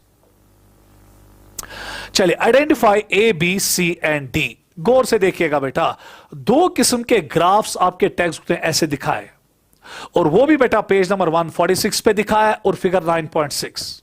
देखना बेटा, देखो अब बेटा वहां पे तो एक Km वैल्यू का ग्राफ है, फिर ए और बी जो है टेम्परेचर और पीएच रिलेटेड है। सपोज बेटा अगर हम यहां पे इसको टेम्परेचर बनाएंगे और यहां से बेटा इसको एंजाइम एक्टिविटी के तौर पे ले जाएंगे। बेटा थको नहीं, थको नहीं, थको नहीं, अभी टाइम है, घबराओ नहीं। अभी बेटा शाबाश 11 बज रहे हैं, मुझे लगता है और 10-15 मिनट लेंगे तो उसके बाद ही बेटा इसको कंक्लूड करेंगे। कोई बात नहीं है, बस एक्टिव रहो। उसके बाद बेटा जरा गौर से देखिएगा, ये मेरे पास एक सबस्ट्रेट है, यहां पे इसकी एक्टिविटी बेटा हाईएस्ट है। इस रिएक्शन की एक्टिविटी यहां पे पीक पे जा रही है ना। सो दैट मीन्स कि बेटा यहां पे ऑप्टिमम टेम्परेचर अगर मैं लूंगा 37 डिग्री सेल्सियस है। सो जो सबस्ट्रेट है या सॉरी एंजाइम जो है उनके लिए जो ऑप्टिमम टेम्परेचर रहता है वो 37 डिग्री सेल्सियस है। अब 37 डिग्री सेल्सियस पे एंजाइम की एक्टिविटी हाईएस्ट है, मगर जो ही मैंने टेम्परेचर घटाया एंजाइम की एक्टिविटी कम हो रही है। जो ही मैंने बेटा एंजाइम का टेम्परेचर बढ़ाया तो एंजाइम की एक्टिविटी घट रही है। सो बेटा अच्छा वनान अली तिशराक तो बाली तिशराक, इधर की ओर जाओगे टेम्परेचर को घटाओगे एक्टिविटी कम हो रही है, और टेम्परेचर इंक्रीज करोगे एक्टिविटी कम हो रही है। देखिए बेटा जब आप टेम्परेचर इंक्रीज कर रहे हो, टेक्स्ट बुक का पॉइंट है बेटा यहां नजर रखिएगा, तो एंजाइम में जो बेटा बॉन्ड्स होते हैं टर्शियरी लेवल पे टूट जाते हैं और एंजाइम डिनेचर होता है, फना। मगर बेटा अब बच्चा पागल हो जाता है कि सर अगर मैंने टेम्परेचर को डिक्रीज किया इसकी वजह से तो बॉन्ड नहीं टूटेंगे, फिर एंजाइम क्यों इनएक्टिव हुआ? हां माना सर कि जब आप टेम्परेचर इंक्रीज करते हैं उससे एंजाइम डिनेचर हुआ, उसके बॉन्ड्स टूट गए, एक्टिव साइट्स फना हो गई, और जब एक्टिव साइट ही फना हुई तो वो सबस्ट्रेट को नहीं पकड़ेगा तो एंजाइम डिनेचर हुआ। मगर सर हमें यह नहीं समझ आ रहा है कि अगर हम टेम्परेचर डिक्रीज कर रहे हैं उस टेम्परेचर डिक्रीज करने से क्यों एंजाइम जो है वो इनएक्टिव हुआ? देखिए बेटा क्यों, क्योंकि इस सी को जो यहां से हो रहा है इसको हम कहते हैं प्रिजर्वेशन। यही तो बेटा मैकेनिज्म ऑफ एक्शन है रेफ्रिजरेटर्स में, फ्रिजेस में, रेफ्रिजरेटर्स में। अगर आपका चीज बहुत दिनों तक रहता है, पता है क्यों? क्योंकि उस चीज में जो एंजाइम्स है, फ्रूट है उसमें जो एंजाइम्स है, वेजिटेबल जो उसमें एंजाइम है वो प्रिजर्व होते हैं। प्रिजर्व मींस कि उनकी जो एक्टिव साइट्स होती है उनमें जो डायनेमिक नेचर होता है, उनमें जो क्लास्पिंग इफेक्ट होता है जिसको हम इंड्यूस फिट हाइपोथेसिस कहते हैं, जिससे वो अपने बेटा सबस्ट्रेट को पकड़ लेता है, वो बेटा घट जाती है। इसलिए बेटा ऐसे एंजाइम जब आप टेम्परेचर इनका डिप कर रहे हो, कम कर रहे हो, जो उनकी एक्टिव साइट में क्लास्पिंग इफेक्ट होता है, क्लास्पिंग इफेक्ट मींस कि अपने सबस्ट्रेट को पकड़ने की सलाहियत होती है जो हम इंड्यूस फिट हाइपोथेसिस में हायर कंसेप्ट्स पे लेते हैं, यहां आपको जरूरत नहीं, तो वो सलाहियत इसमें घट जाती है, इसकी फ्लेक्सिबिलिटी क्या होती है? कम। इसलिए बेटा इस टेक्निक को हम कहते हैं प्रिजर्वेशन। तो चलिए बेटा ए आपका क्या है? टेम्परेचर। तो देखिए बेटा टेम्परेचर ए है, उसके बाद बेटा एंजाइमेटिक एक्टिविटी बी है, सी आपका प्रिजर्वेशन है और डी आपका डिनेचुरेशन है। So answer is two. इस ग्राफ पे बेटा नीट के लिए नजर, इन दो ग्राफ्स पे बेटा आप नीट पे नजर रखना जो 9.6 फिगर पे है, पेज नंबर 146, इन पे नजर रखिएगा बेटा मेहरबानी करके। तो चलिए नेक्स्ट, चलिए select the option which is not correct with respect to enzyme action.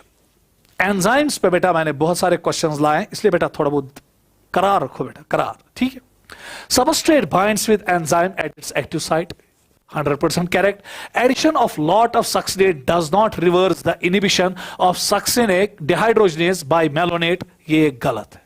देखिए बेटा अभी मैंने आपको कहा था, अगर आपको याद होगा, ये बेटा एक एंजाइम है, क्रब साइकिल का एंजाइम है बेटा, और that is called as succinate dehydrogenase.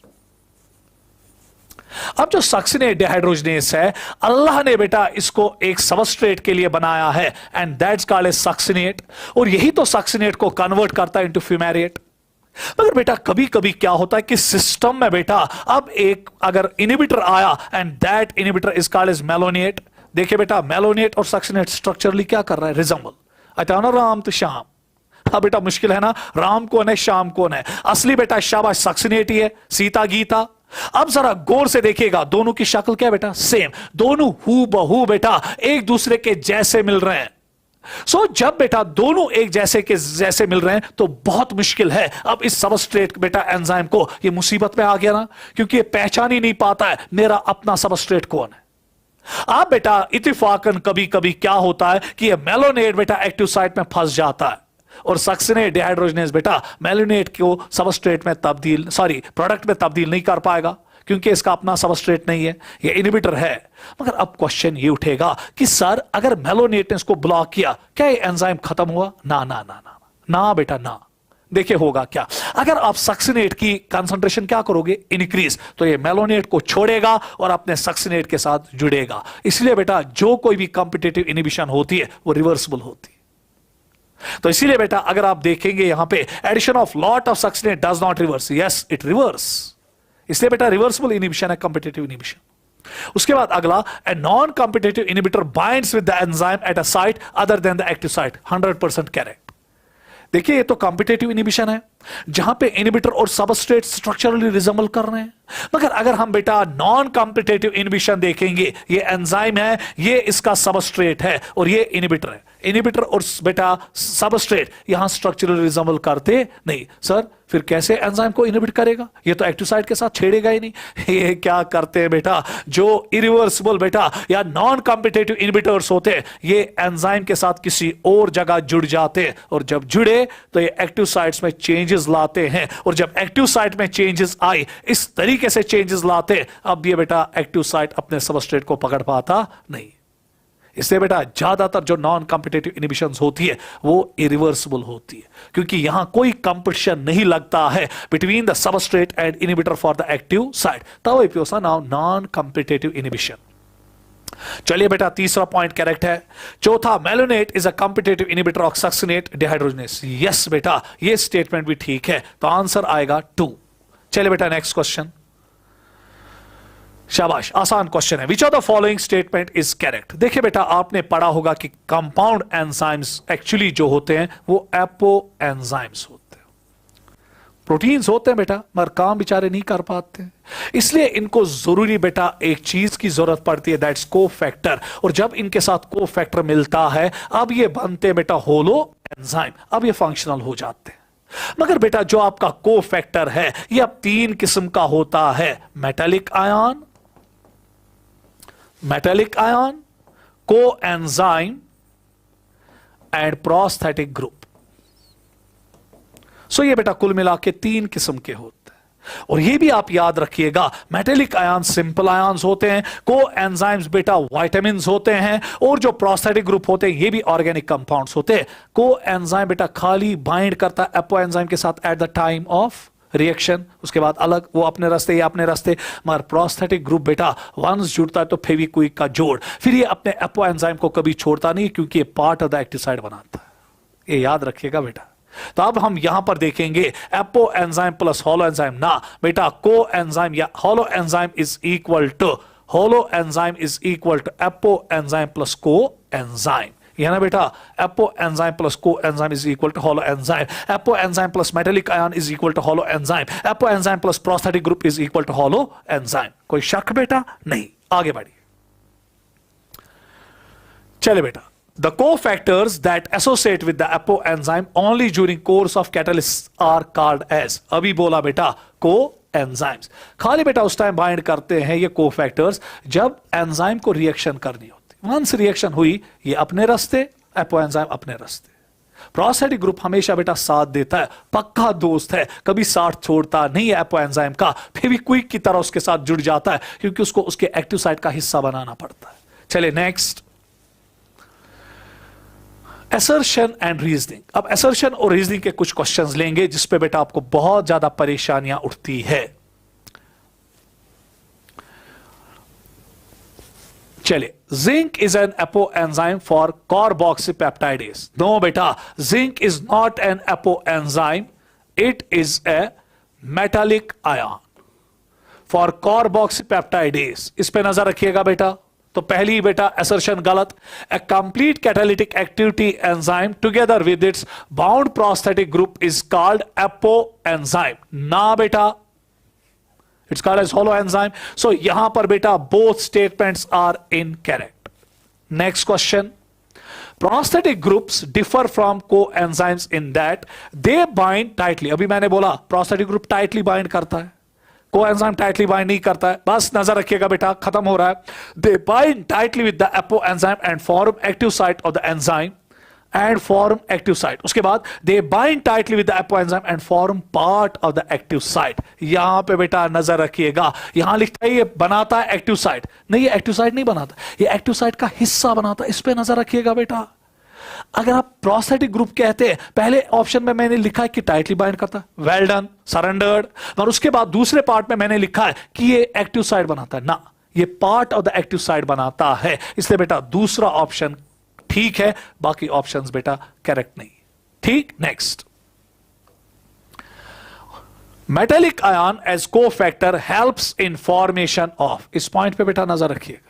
देखिए बेटा, मेटेलिक आयंस क्या करते हैं। सपोज मेरे पास यहां पे है कार्बोनिक एनहाइड्रेस एंजाइम, ठीक।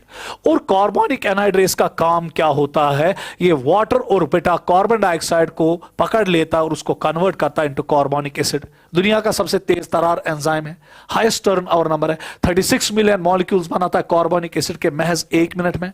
अब जरा बेटा गौर से देखिएगा, अब यहां पर एक प्रोस्थेटिक ग्रुप एक मेटेलिक आयन लगता है जिंक। देखिए जिंक क्या करता है, ये बेटा बनाता है coordinate bonds between the substrate and the active site of the enzyme, जिसकी वजह से बेटा ये सबस्ट्रेट को फंसा देता है किसके साथ बेटा, एक्टिव साइट ऑफ एंजाइम के साथ। तो देखो बेटा कोऑर्डिनेट बॉन्ड्स का है, दिस इज द आंसर। इस पे नजर रखिएगा बेटा कि metallic ions form the coordinate bonds between the substrate and the active site of enzyme. आज के लेक्चर का मैं कह सकता हूं कि यह सबसे इंपॉर्टेंट पॉइंट है, क्योंकि एग्जामिनर अभी तक इस पॉइंट को कभी छुआ नहीं है। इस पे नजर रखिएगा बेटा। चलिए next statement. Heme is the coenzyme in peroxidase and catalase enzyme which catalyzes breakdown of hydrogen peroxide to water and oxygen. 100% correct. जो बेटा आपका हीम है, सॉरी यहां पे कोएंजाइम लिखा है, सॉरी बेटा यहां पे कोएंजाइम लिखा है, ये कोएंजाइम नहीं काम करता है, ये काम करता है प्रोस्थेटिक ग्रुप का। तो इसलिए बेटा स्टेटमेंट उड़ गई। उसके बाद बेटा अगला, coenzymes are mostly vitamins that bind loosely with apoenzyme. Yes बेटा, coenzymes are mostly vitamins and they bind loosely with the apoenzyme. तो इसका मतलब आप पहली स्टेटमेंट गलत है, दूसरी स्टेटमेंट क्या बेटा ठीक। तो option is third. Next question. चलिए बेटा अब रीजनिंग असर्शन पे कुछ बेटा रोशनी डालेंगे, उसी के साथ इसको कंक्लूड करेंगे। In the solutions of different pH, structure of amino acid changes. बोला था बेटा जब pH चेंज होता है तो अमाइनो एसिड का स्ट्रक्चर भी चेंज होगा। अगर एसिडिक होगा, आप एसिडिक मीडियम में डालोगे तो प्रोटॉन लूज नहीं करेगा। अगर बेसिक अमाइनो एसिड है, बेसिक मीडियम में डालोगे तो बेटा प्रोटॉन एक्सेप्ट नहीं करेगा, लिविस बेस उसका जो अमाइन ग्रुप है। तो इसलिए बेटा डिफरेंट पीएच पे अमाइनो एसिड्स अपने स्ट्रक्चर्स को चेंज करते हैं। It is because of the ionisable nature of N2 and carboxylic group. 110% correct, क्योंकि जो बेटा ये अमाइन ग्रुप है ये ऐड करता है लिविस बेस, और जो बेटा आपका कार्बोक्सिलिक ग्रुप है ये ऐड करता है एसिड, क्योंकि ये प्रोटॉन लूज करेगा, ये प्रोटॉन को एक्सेप्ट करेगा। उसके बाद बेटा अगर आप गौर से देखेंगे, अब असर्शन और रीजन जो है दोनों ठीक है, और ये भी देखिएगा कि रीजन बेटा सपोर्ट कर रहा है असर्शन को। क्यों? क्योंकि जब आप पीएच को चेंज करोगे तो बिहेवियर भी इसका चेंज हो जाएगा। So answer is 1। Next question. Glycosidic bonds are formed by dehydration. Yes, क्योंकि जब भी ग्लाइकोसाइडिक बॉन्ड बनता है वहां पे वाटर बाहर निकलता है। उसके बाद बेटा in polysaccharides individual monosaccharide is linked by glycosidic bond. हाँ बेटा यहां पे दोनों ठीक है, मगर रीजन असर्शन को सपोर्ट नहीं कर रहा है। सपोर्ट तब करता अगर यहां पे लिखता कि ग्लाइकोसाइडिक बॉन्ड बनने के टाइम एक से बेटा OH ग्रुप निकलता है, दूसरे से H ग्रुप निकलता है, तो वाटर बाहर निकलता है। पर इसलिए कहा हाँ ग्लाइकोसाइडिक बॉन्ड बना अच्छी डिहाइड्रेशन का। उसके बाद बेटा फिर लिखता है कि पॉलीसैकेराइड में इंडिविजुअल मोनोसैकेराइड्स एक दूसरे के साथ ग्लाइकोसाइडिक बॉन्ड से जुड़े होते हैं। इमच रीजन बेटा असर्शन कोई सपोर्ट नहीं कर रहा रीजन, नहीं तो दोनों ठीक है, मगर ये रीजन असर्शन को सपोर्ट नहीं कर रहा है। तो आंसर आएगा both A and R are true, but R is not the correct explanation of A। बराबर। Next question. चलिए assertion reasoning. Enzyme lower the activation energy. Yes. उसके बाद enzyme increases the effective collisions between the substrates. 100% correct. मैंने बोला था कि enzymes क्यों activation energy को डिक्रीज करते हैं, क्योंकि वो इनके कोलिजन्स को क्या बनाते हैं, इफेक्टिव, जिसकी वजह से हमें ज्यादा ढेर सारी एनर्जी देनी पड़ती नहीं है। सो यहां पर बेटा एक्सप्लेनेशन भी ठीक, असर्शन भी ठीक, रीजन भी ठीक, और रीजन बेटा असर्शन को सपोर्ट भी कर रहा है। तो इसका मतलब ये हुआ कि यहां पे बेटा रीजन भी ठीक है और असर्शन भी ठीक है, और ये सपोर्ट भी बेटा इसको कर रहा है। तो चले बेटा आगे की ओर दौड़ेंगे। सो यहां पर बेटा आपका आंसर आएगा 1। चले बेटा आगे की ओर दौड़ेंगे।